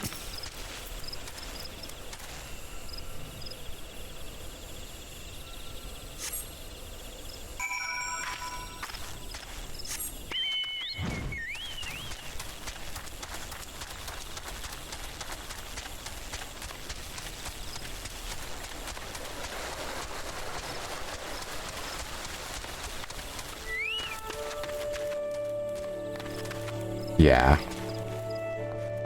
Yeah, when you say it like that, yeah.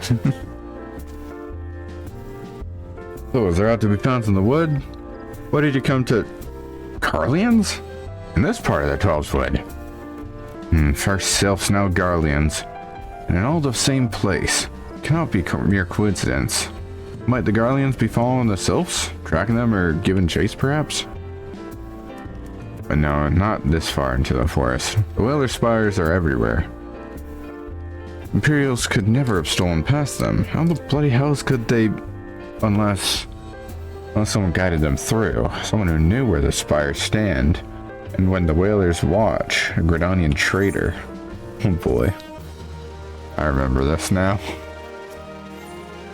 Yup.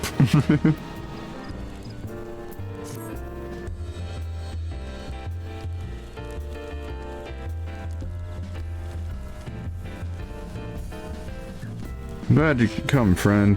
There's something I want to talk to you about. You know, I said I thought we might have a traitor in our midst, someone as was aiding the Garleans? Well, I'm thinking I may have identified our suspect. I don't, I just played ARR.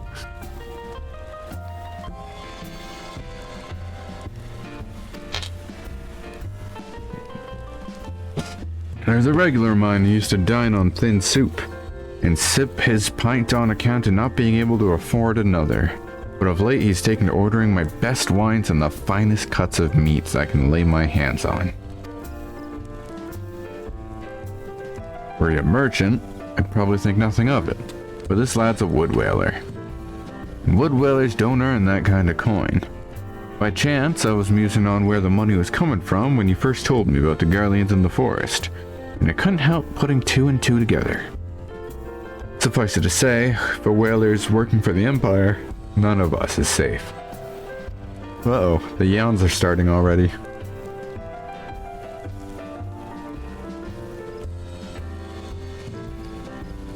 The lad I'm talking about goes by the name of Laurentius. Last I heard, he was in the South Shroud. Find him, Jack, and if he is up to no good, put an end to it. And him, if it comes to that.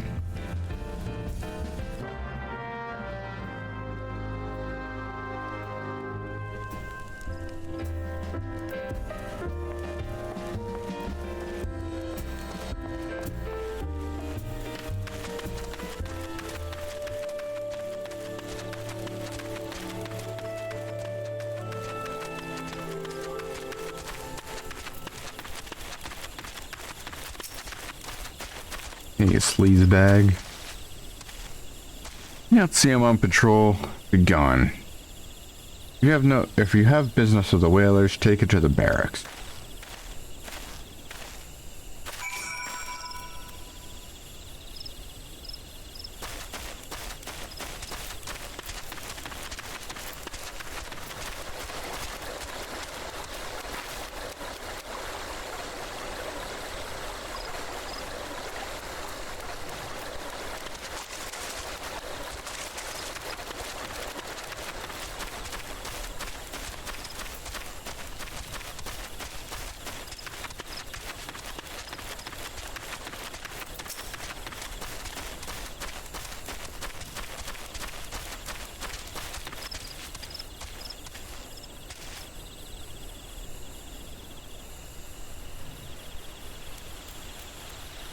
Not long now.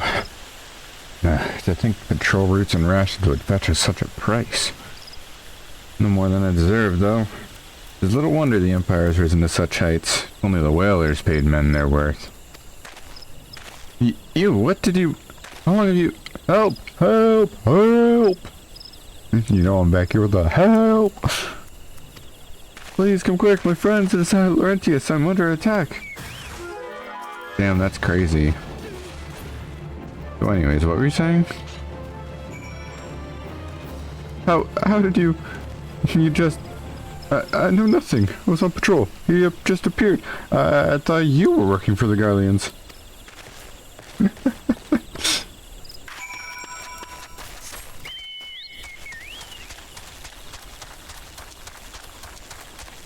You know I'm back at it again with the help. Hey, Jantel. Forgot you were back here. Oh, another solo instance. Time to make a note in my note.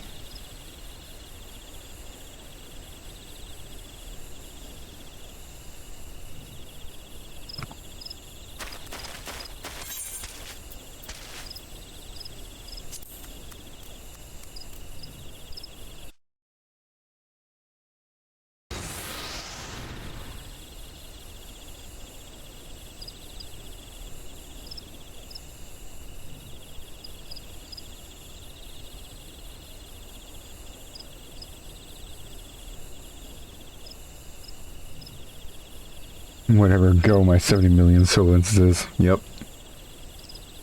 How long do you mean to keep this up? What does you imagine I've done? Enough, enough, I say. It's over then. I sold maps and rations to the Empire. It was I meant no harm. Only wanted the coin. Arm enough, brother. The whalers are good, strong. I was proud to join their ranks. I am proud.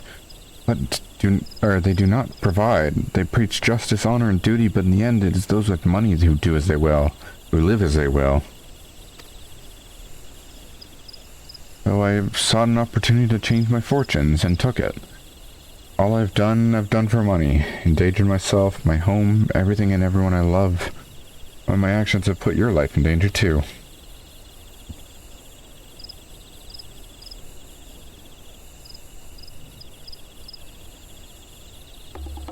So you do not yet realize how much. Bloody idiot. Did you imagine you had me cornered? It is not I who is cornered. Guardians, I brought the ARR, bitch.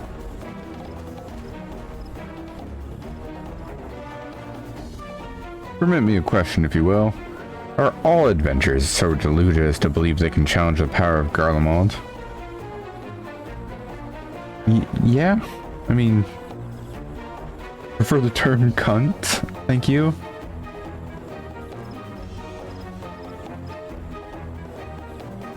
You need a veritable mountain to gild to fund such an endeavor, such as the cost of fighting great power, making it, or remaking it as we will Gridania. So that's the way of it. Swapped your hard bunk at the barracks for a feather bed in Garlemald, did you not? Or did you?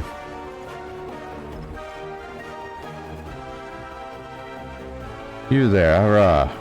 You stand here at old Busk's wish, no? And you don't stand alone.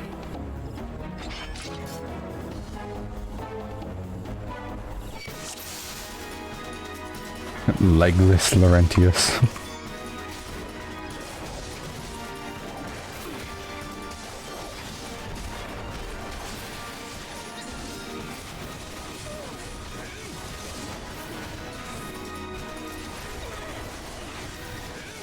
We may be racist, but at least we're not Imperials.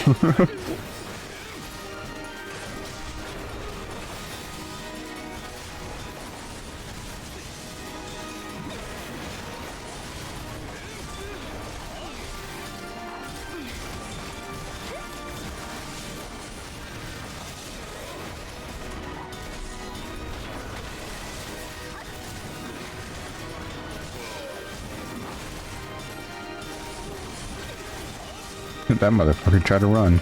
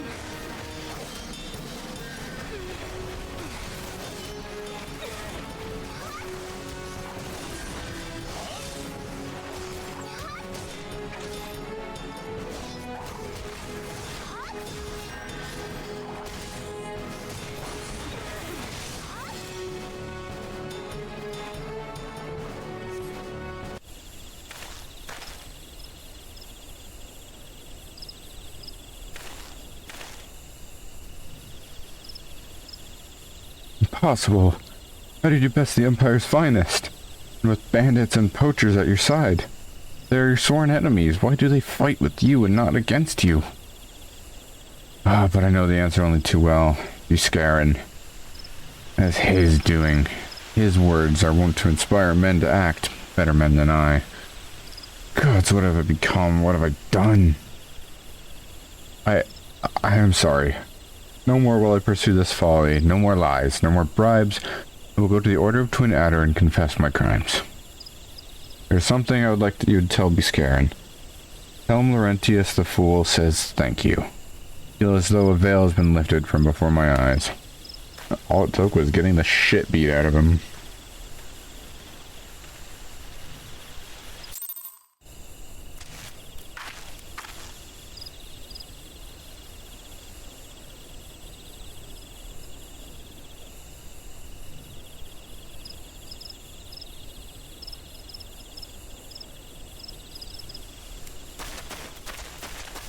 Alright.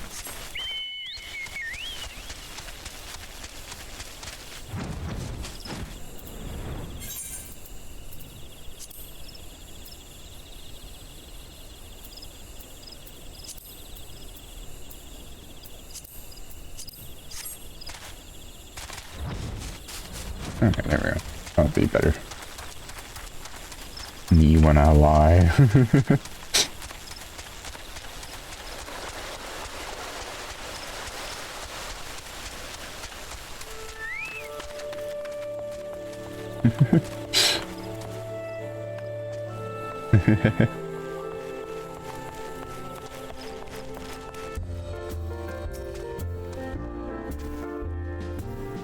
Laurentius confessed to his crimes. I just had word from Twin Otter. Seems he marched straight to their nest and gave himself up. The lad's had quite a life, you know. Mother was killed by a brigand when he was only small. As a young man, he joined the Whalers, hoping to spare his fellow Credanians the misery he'd known growing up. Trouble is, protecting Gridania is too big a job for one man, and he came to believe that he couldn't make a difference, that it was hopeless. There are few things more dangerous than desperation, and a man lost in the dark is easily drawn to the glimmer of coin. I reckon he thought that he could change the lot of his fellow man, or that if he could change the lot of his fellow man, he may as well change his own. Thing is, he was making a difference, just not on his own. Somehow he had failed to grasp one simple truth, and those things we cannot do alone, we must do together. Huh? Guess he thanked me, did he? And there's good in him yet. I just hope them at the Adder's Nest are able to see it. What he's done ain't easy to forgive, but I'd like to think he'd be afforded a chance to make amends. But let us leave fates to the 12s. I have other news for you, Jack. The Sylph Elder has been found. Ba-boom!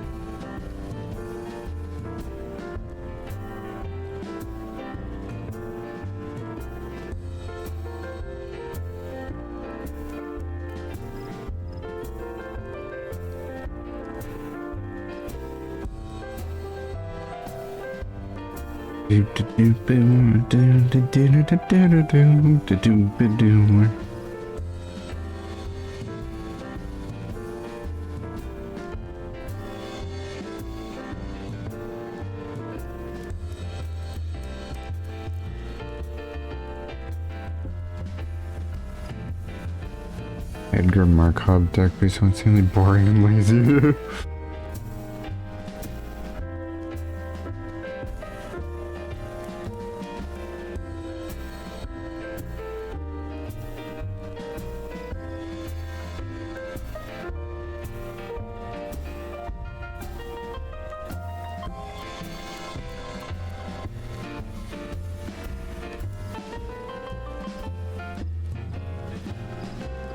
Yeah, winning is fun, but winning in an extremely boring and easy way is not at all.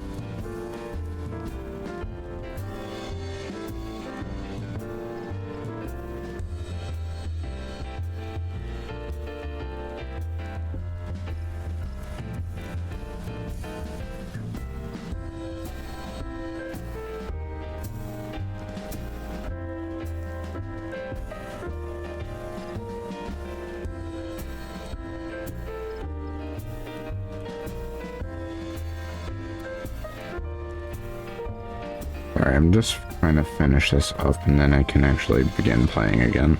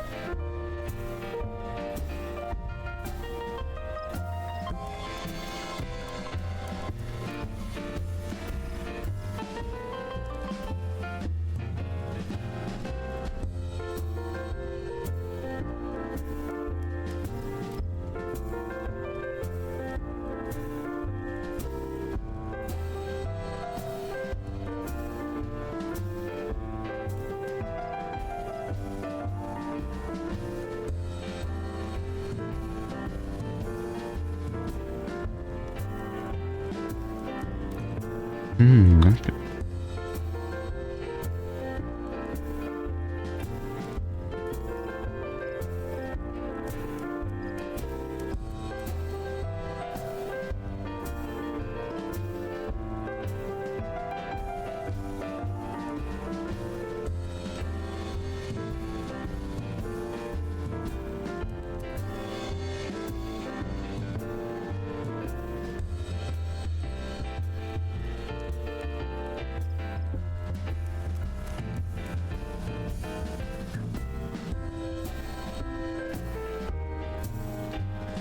Alright, I should fucking stop doing that for now. I have 157 cards to look through for this deck now.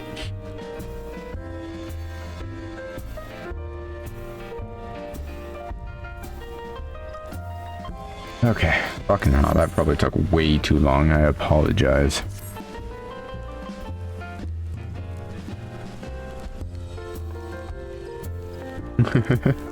I have impact tremors and hair apparent in my considering, so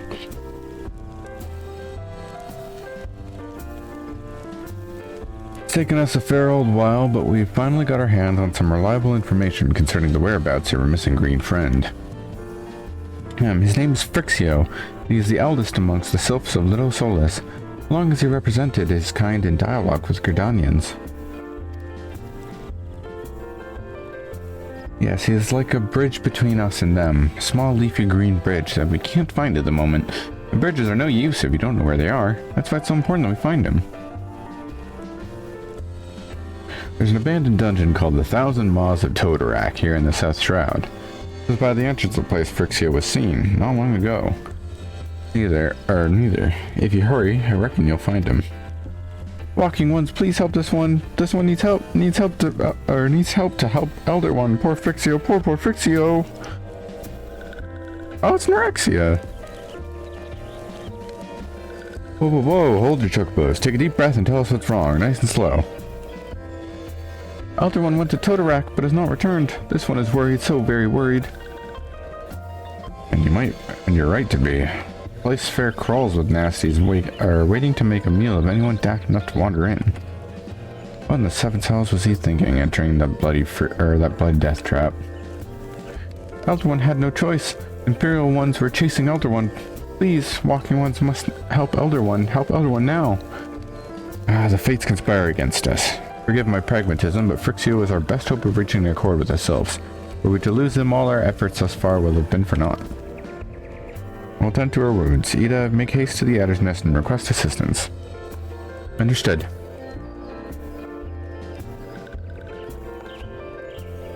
Jack, go to the 1,000 Miles of Toto-Rak and see that Frixio comes to no harm. Peace between man and self rests upon your success. Now, this deck is like pretty, this deck's pretty much like tokens, counters, and trample. Not quite a Voltron, but it can be pretty easily.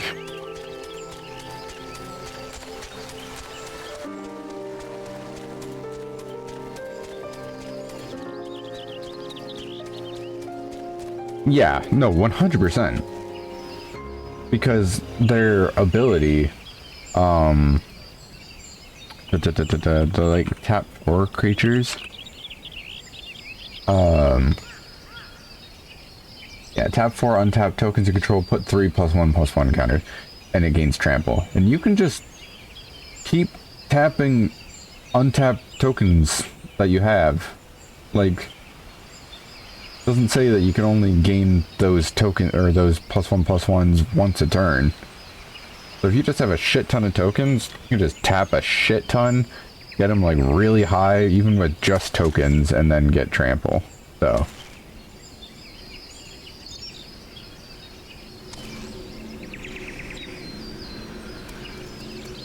mix that with there's a couple cards I have considering that are like untap all your creatures during other players' untap phases. And that's just nice.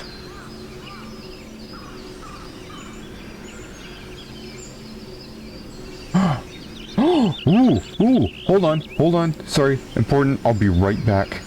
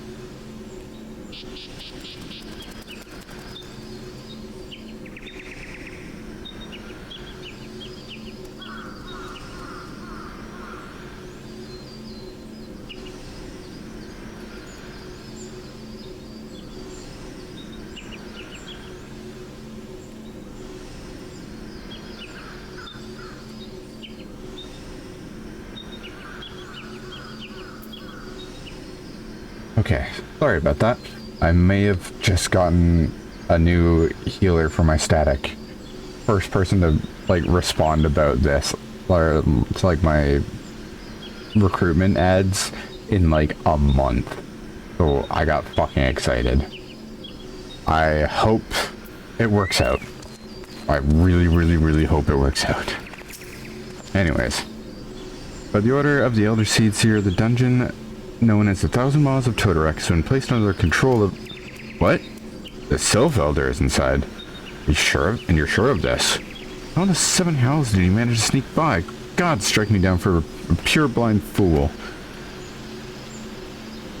You must find the Sylvan Elder before he falls prey to the fiends within. Entrance to Toto-Rak is ordinarily restricted, but there are exceptional circumstances. But these are exceptional circumstances. Prey ensemble, assemble a rescue party and enter as soon as you are ready.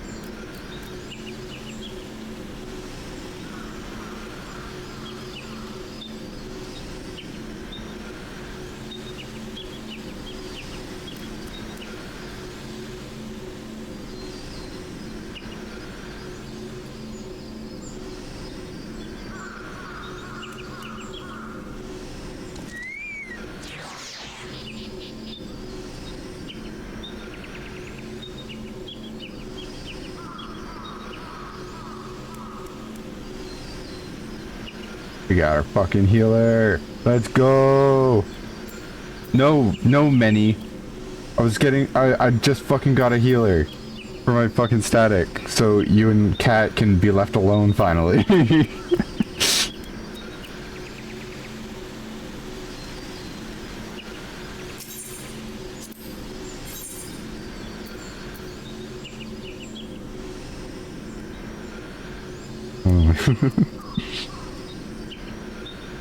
Doesn't have to level her AST. I mean, she still can. Wouldn't be a bad idea.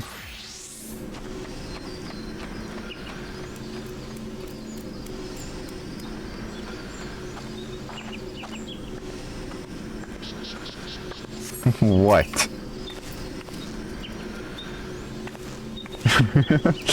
But she needs a power level for Sunday. Can I stop leveling? No.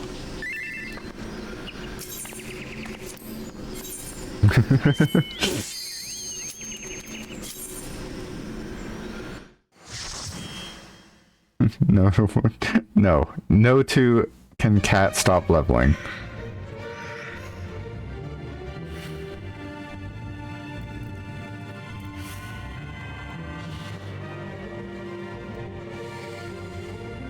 Is that you took down the post? Why would I take down the post? Are you stupid? She doesn't have to power level for Sunday. No. No. She shouldn't. She can, but she doesn't have to.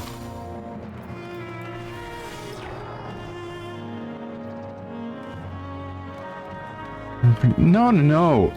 Like, dude, I was 100% genuine every time I fucking said that I felt bad for having to, like, impress upon you to join us. Like, that was 1,000,000% genuine.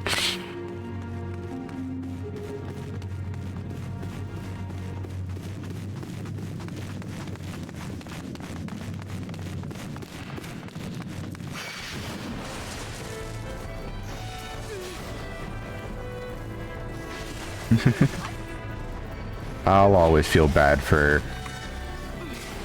forcing people into doing my bidding.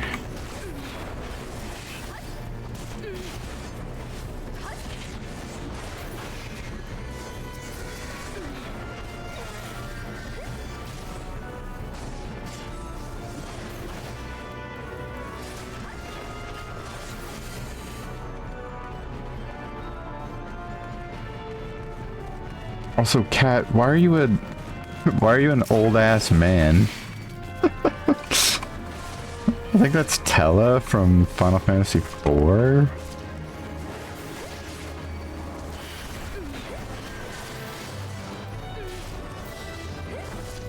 Many being rock makes sense though.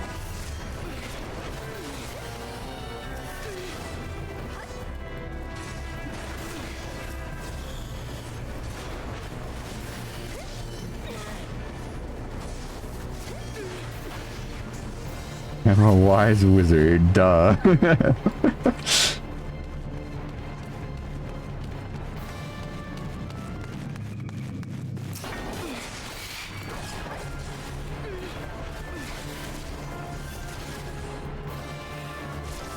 Who is the booba lady? Booba lady?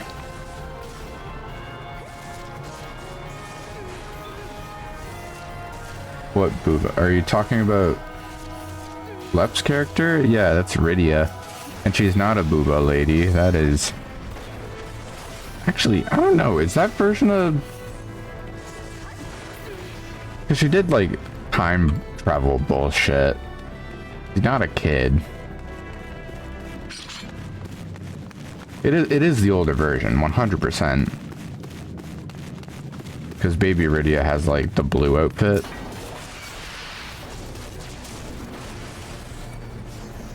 I just don't remember if she's like a kid in the older version or just like, you know.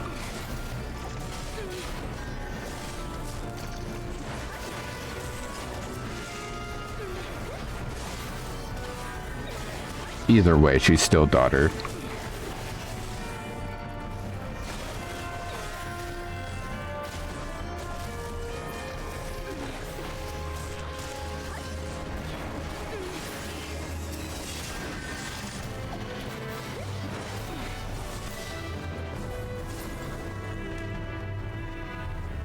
I still have that image.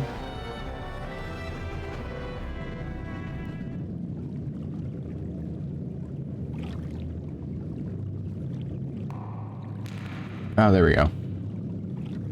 Cat, if you do want to change your sprite, there should be a button on the side that will look like that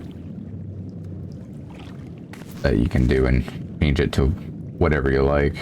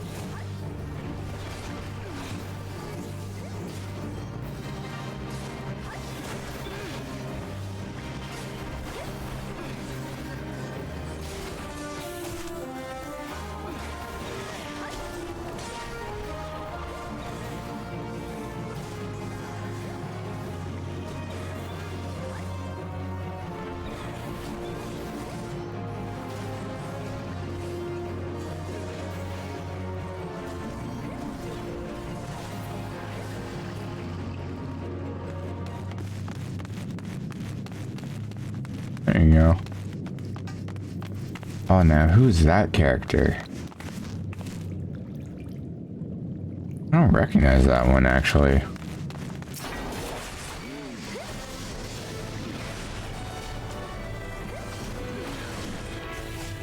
Not, Era, is it? I don't think so.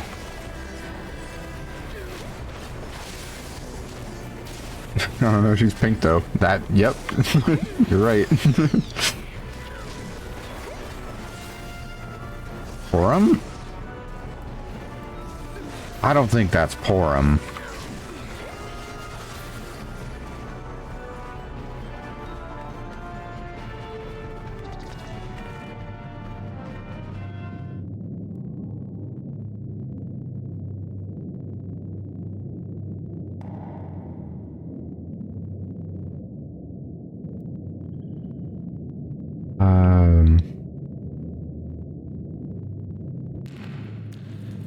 Fuck, why can't I remember her name? Barris's sister.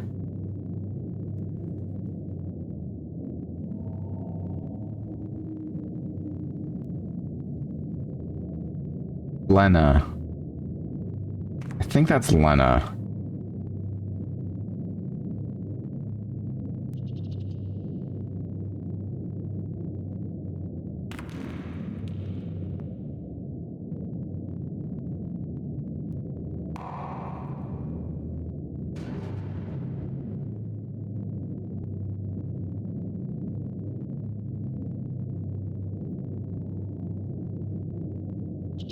Or is it Porum? Wait, what? There's another version of Porum that is all pink.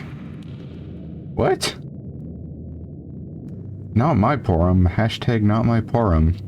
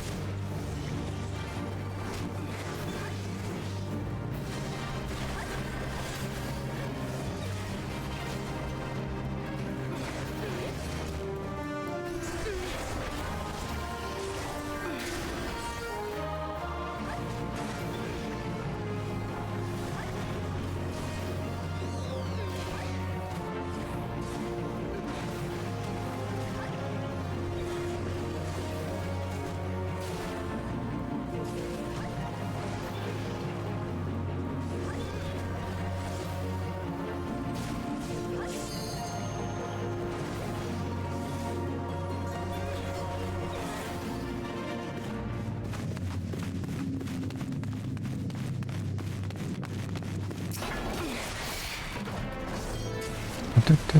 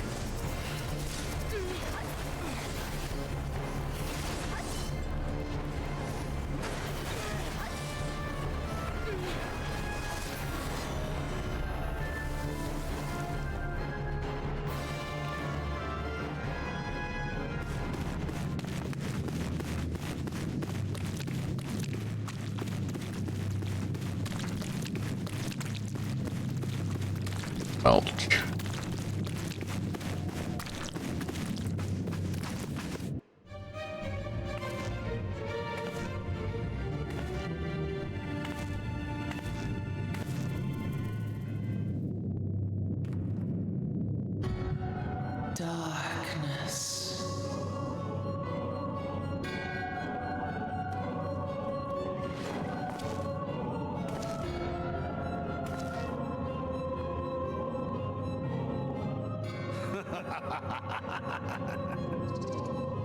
Elko hitra bublo hans.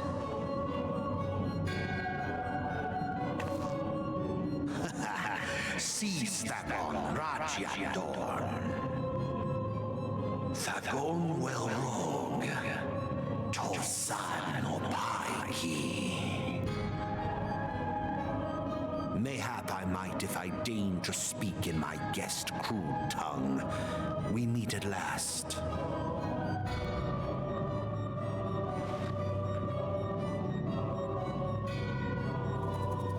The bread. I am Lahabrea of the Asians, servant to the one true God. Your Maws is a most fantastical tale, truly absorbing.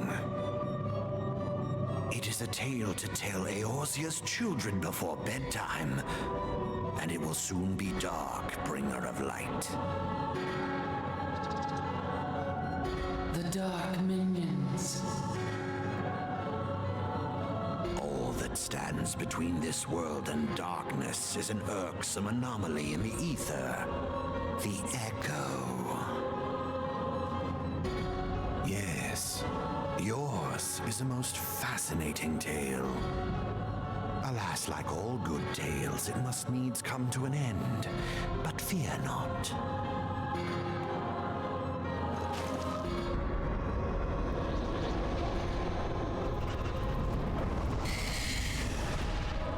Here, feel the presence of evil. For the end of your tale is but the beginning of another. The tale of the crystal's demise.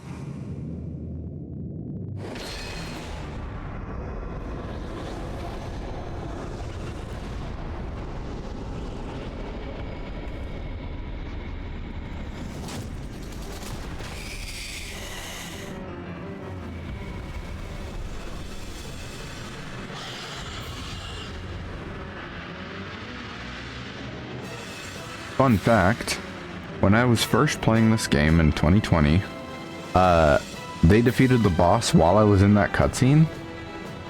And I'm failing on this part, but I think it kicked me out of the cutscene. So I never got to see the end of that for like a while, until I watched it again.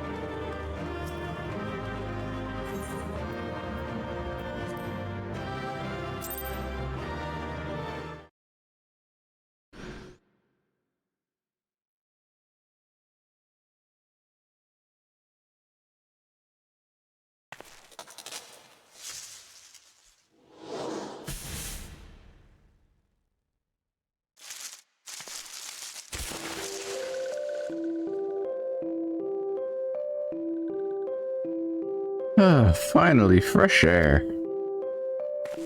Mayhap not so fresh, but better than before. Ah, Sinister One is gone. This one can leave this awful place.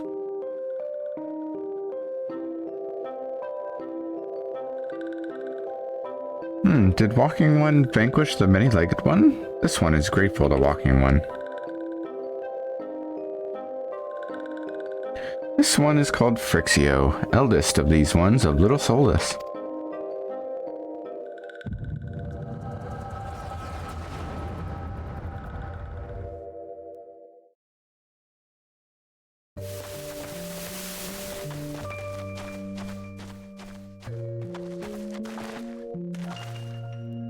Alpha Squad reporting, sir. Nothing of note at Larkscall, sir. Understood. Return to Area 12. Damn it all, where's that accursed icon hiding? No sign of our wizened friend. I'm afraid not, my lord.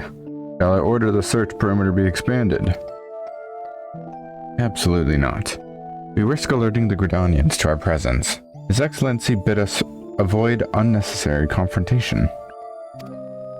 Though I am to admit it, I have found no evidence to suggest that Ramu will be gracing the mortal realm in the near future. I ask you, what good is a god who does not grant one's wishes? Were I myself, I would strongly consider finding myself another idol. Which reminds me, what are the sylphs we captured? A handful of them seemed to be in reasonably good health when last I looked. Apologies, my lord. I fear we may have been overzealous in our efforts to compel them to summon their icon. Really, Centurion? Were you not aware that vegetables bruise easily? It is well that I did not entrust you with the important task of making my dinner. Well, mayhap it was a kindness. Better dead in truth than dead to one's own god, I suppose. You believe in such things. Dawn is upon us. Make ready to withdraw.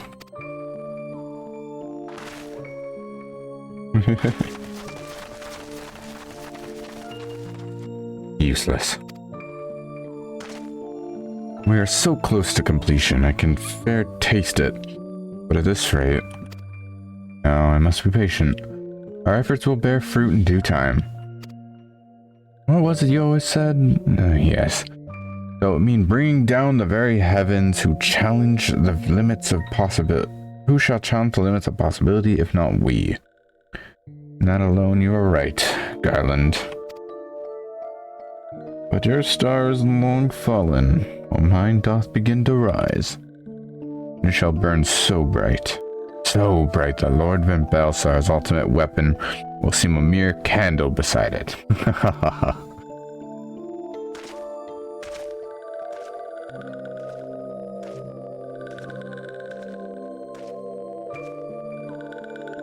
Those walking ones did for Neurexia. This one is certain of it. This one fears the other taken ones also suffered the same fate. This one is convinced walking ones have black hearts, seek only to harm these ones. Walking ones are not to be trusted. Now, Neurexia, do not pass judgment too hastily. Not all walking ones are alike. Though there are evil ones among the walking ones, there are good ones also.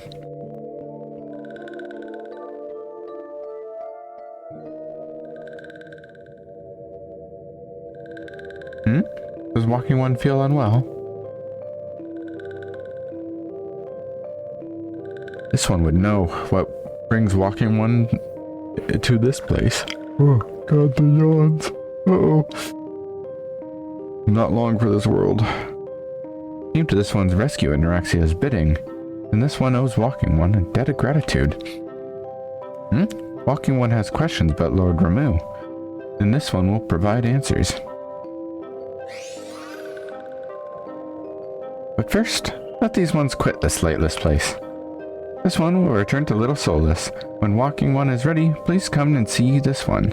These ones may speak properly then.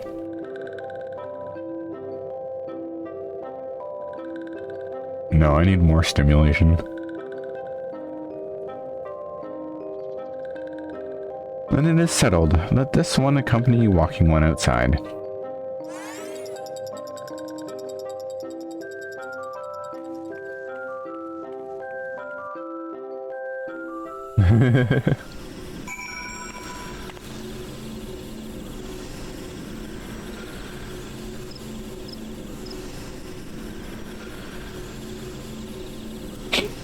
Alright.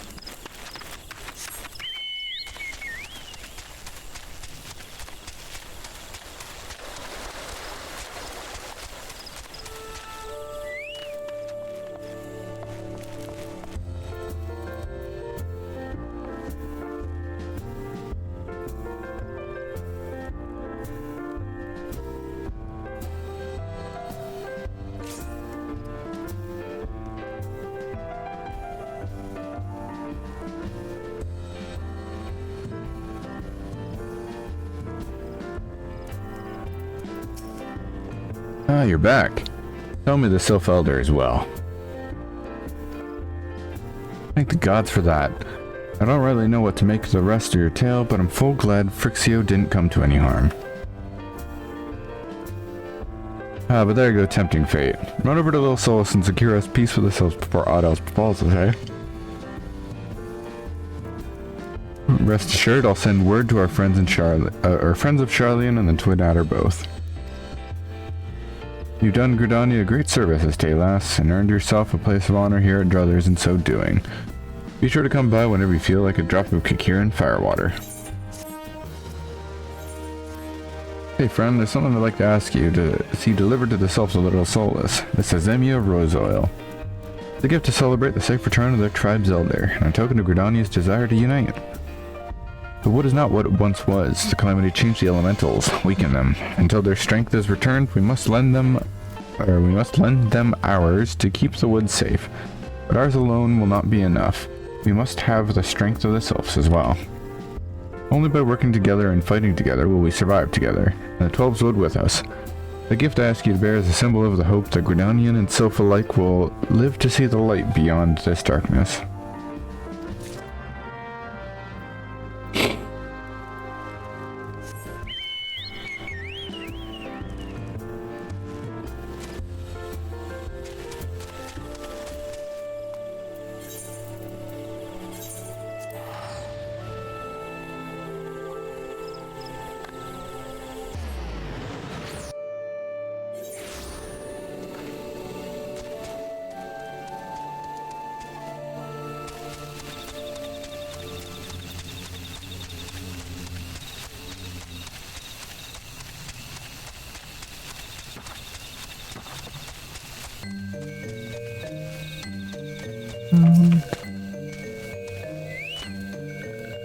A gift from walking one Buscarin. A gift for these ones?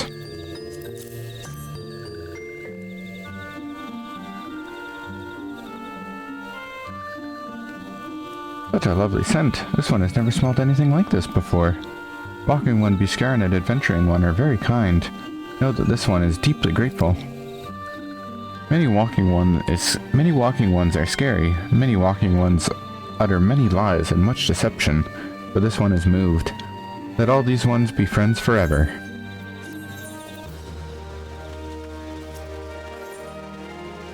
Believe in yourself.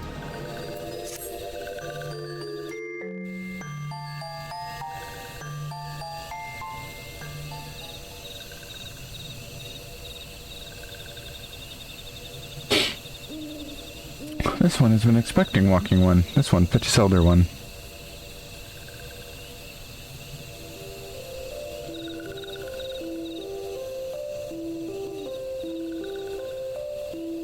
This one is pleased to see walking one again. Welcome to the homes of these ones.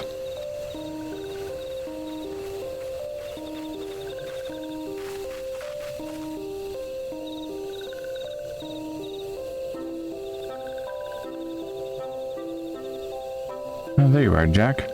We have just been hearing tell of your deeds of daring do. Well done.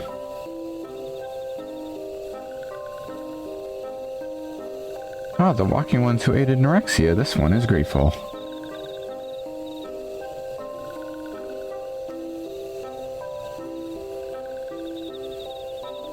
A pleasure to have been of service.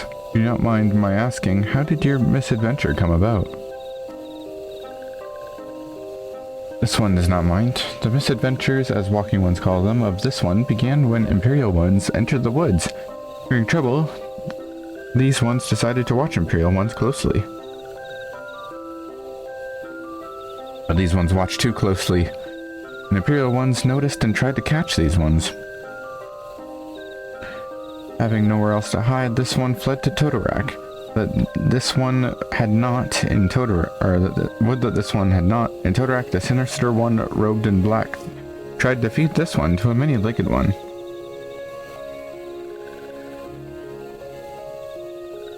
Sinister one robed in black. Why do I have a feeling I should be more worried about that than I am?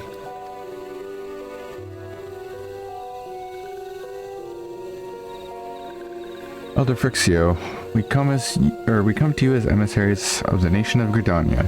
This missive bears the words of Elder Seeds here.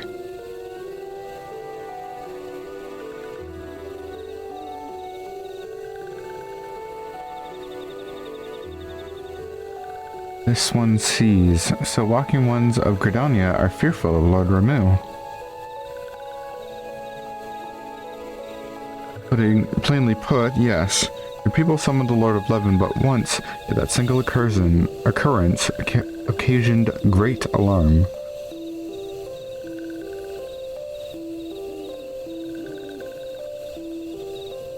It is not as Gridanians dislike you or anything. Actually, it's just the opposite. They think of you as friends. And they don't want anything to get in the way of that. That's why the Elder Seeds here wrote to you. This one knows and respects Horned One Akane Senna. Be assured, like walking ones of Gridania, these ones have no desire for conflict.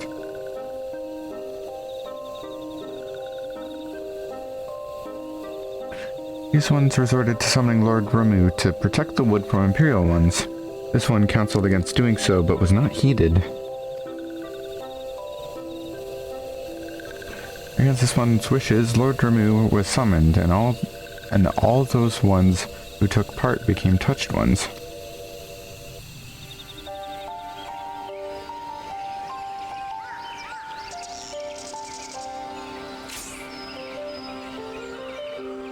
These ones want so desperately to turn touched ones back to normal ones, but did not know how, and still do not know. Touched ones, meanwhile, want to turn these ones into touched ones, and didn't know how. So this one fled to Little Solace with all those ones who did not wish to be bound to Lord Ramu. But walking ones of Gridania need not fear touched ones of Lord Ramu. Unlike other primals, Lord Ramu is not callous and cruel.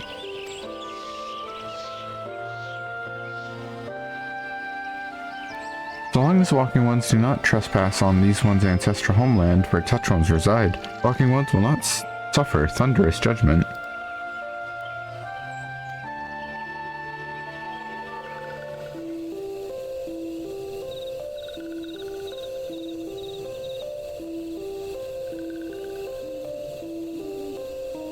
But this one has spoken enough of touched ones. This one would speak instead of these ones. And this one said, as this one said, these ones desire peace with walking ones in Gridania, and so these ones ask for a chance to set things right.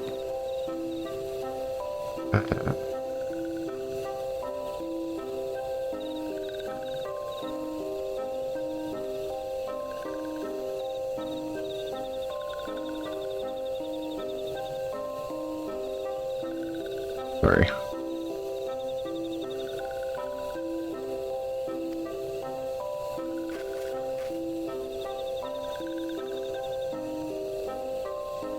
By way of addendum, mortals who are tempered come to take on the qualities embodied by the primal in question. In the case of the Sylphs, Ramu's influence has made them fiercely protective of their homeland. That explains why they're so hostile towards trespassers. But what about the abductions? Fine question, Ida. The abductions are, I believe, an expression of the tempered Sylph's desire for reconciliation, another quality traditionally associated with Ramu. In the crudest manner imaginable, they seek to bring their fellows back into the fold, a timely reminder that the challenges posed by each primal are unique.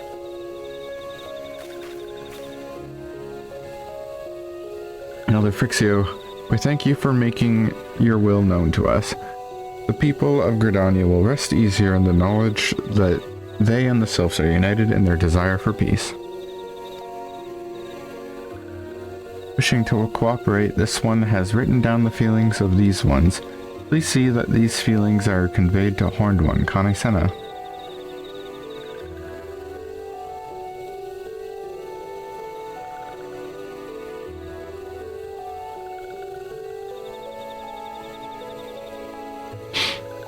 And with that, I believe we can lay the matter of Ramu to rest.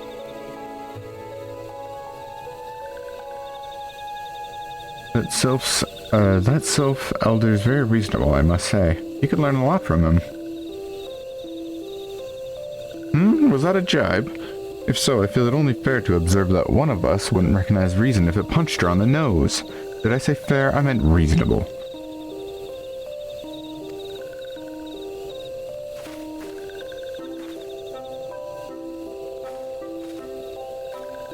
Anyway, we're going to head back to the Waking Sand and tell Minfilia all about it.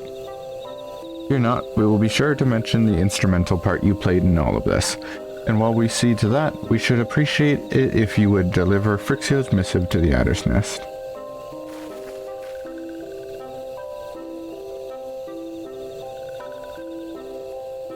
Elder Frixio, we humbly thank you for your time. It has been an honor. The honor is this one's. Together, let the Walking Ones of Gridania and these ones find a way to live in peace.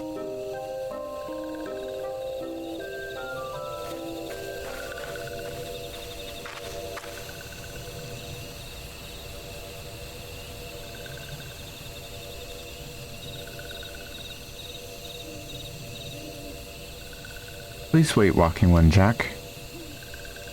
This one has yet to give Walking One a token of this one's appreciation. When these ones summoned Lord Ramu, these ones were gifted this crystal. This one would now bestow the crystal upon Walking One as a symbol of these one's trust.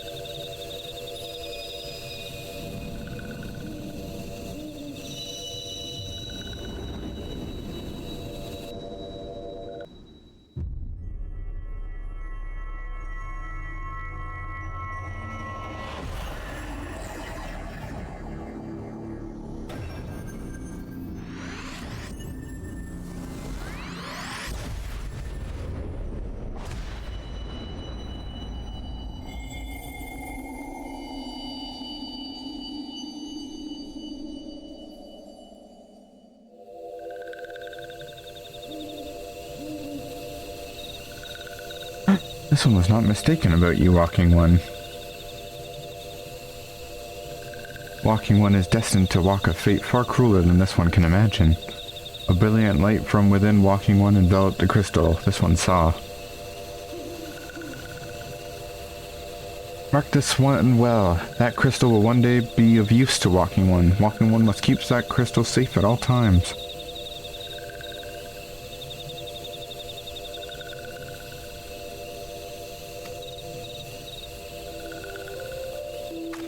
Before Walking One returns to Gridania, this one would ask Walking One to watch Touched Ones. So long as Touched Ones are not troubled, Touched Ones will not make trouble. If Walking One witnesses Touched Ones making no trouble, mayhap Walking One can testify to Walking Ones of Gridania that these ones mean no harm. Ooh.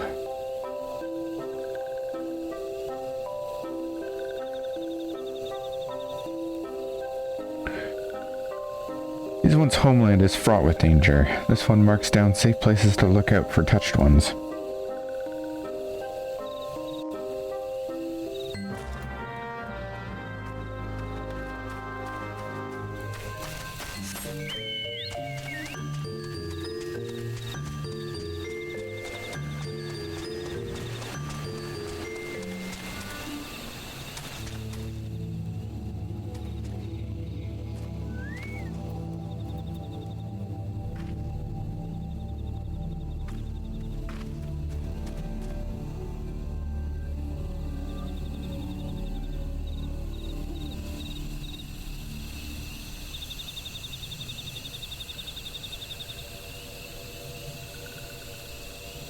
There are tempered sylphs in the distance. We do not sense they pose a danger if left alone.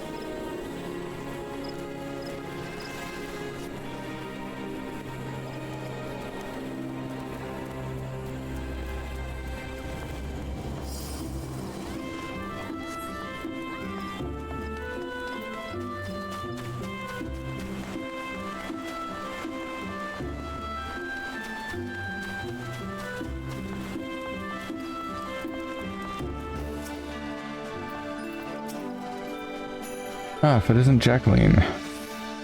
How are you how went the meeting with the sylphs? A missive from the Sylph Elder himself, if I may. So the sylphs have no desire for conflict, nor do they intend to summon Ramu. And so long as we have the tempered one, leave the tempered ones be, we need not fear any aggression on their part. The Elder Seeds here will be overjoyed to hear that the sylphs have welcomed our overtures. And in the knowledge that they bear us no ill will, we may channel our resources towards tackling the more conspicuous threats to our security. You have done this nation a great service, my friend. On behalf of all Gridanians, I give you my thanks.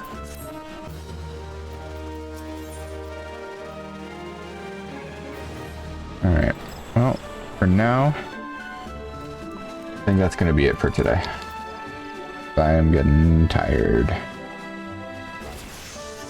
I mean, I say that and then I'm still going to be up for a couple hours, but you know, it'd be like that.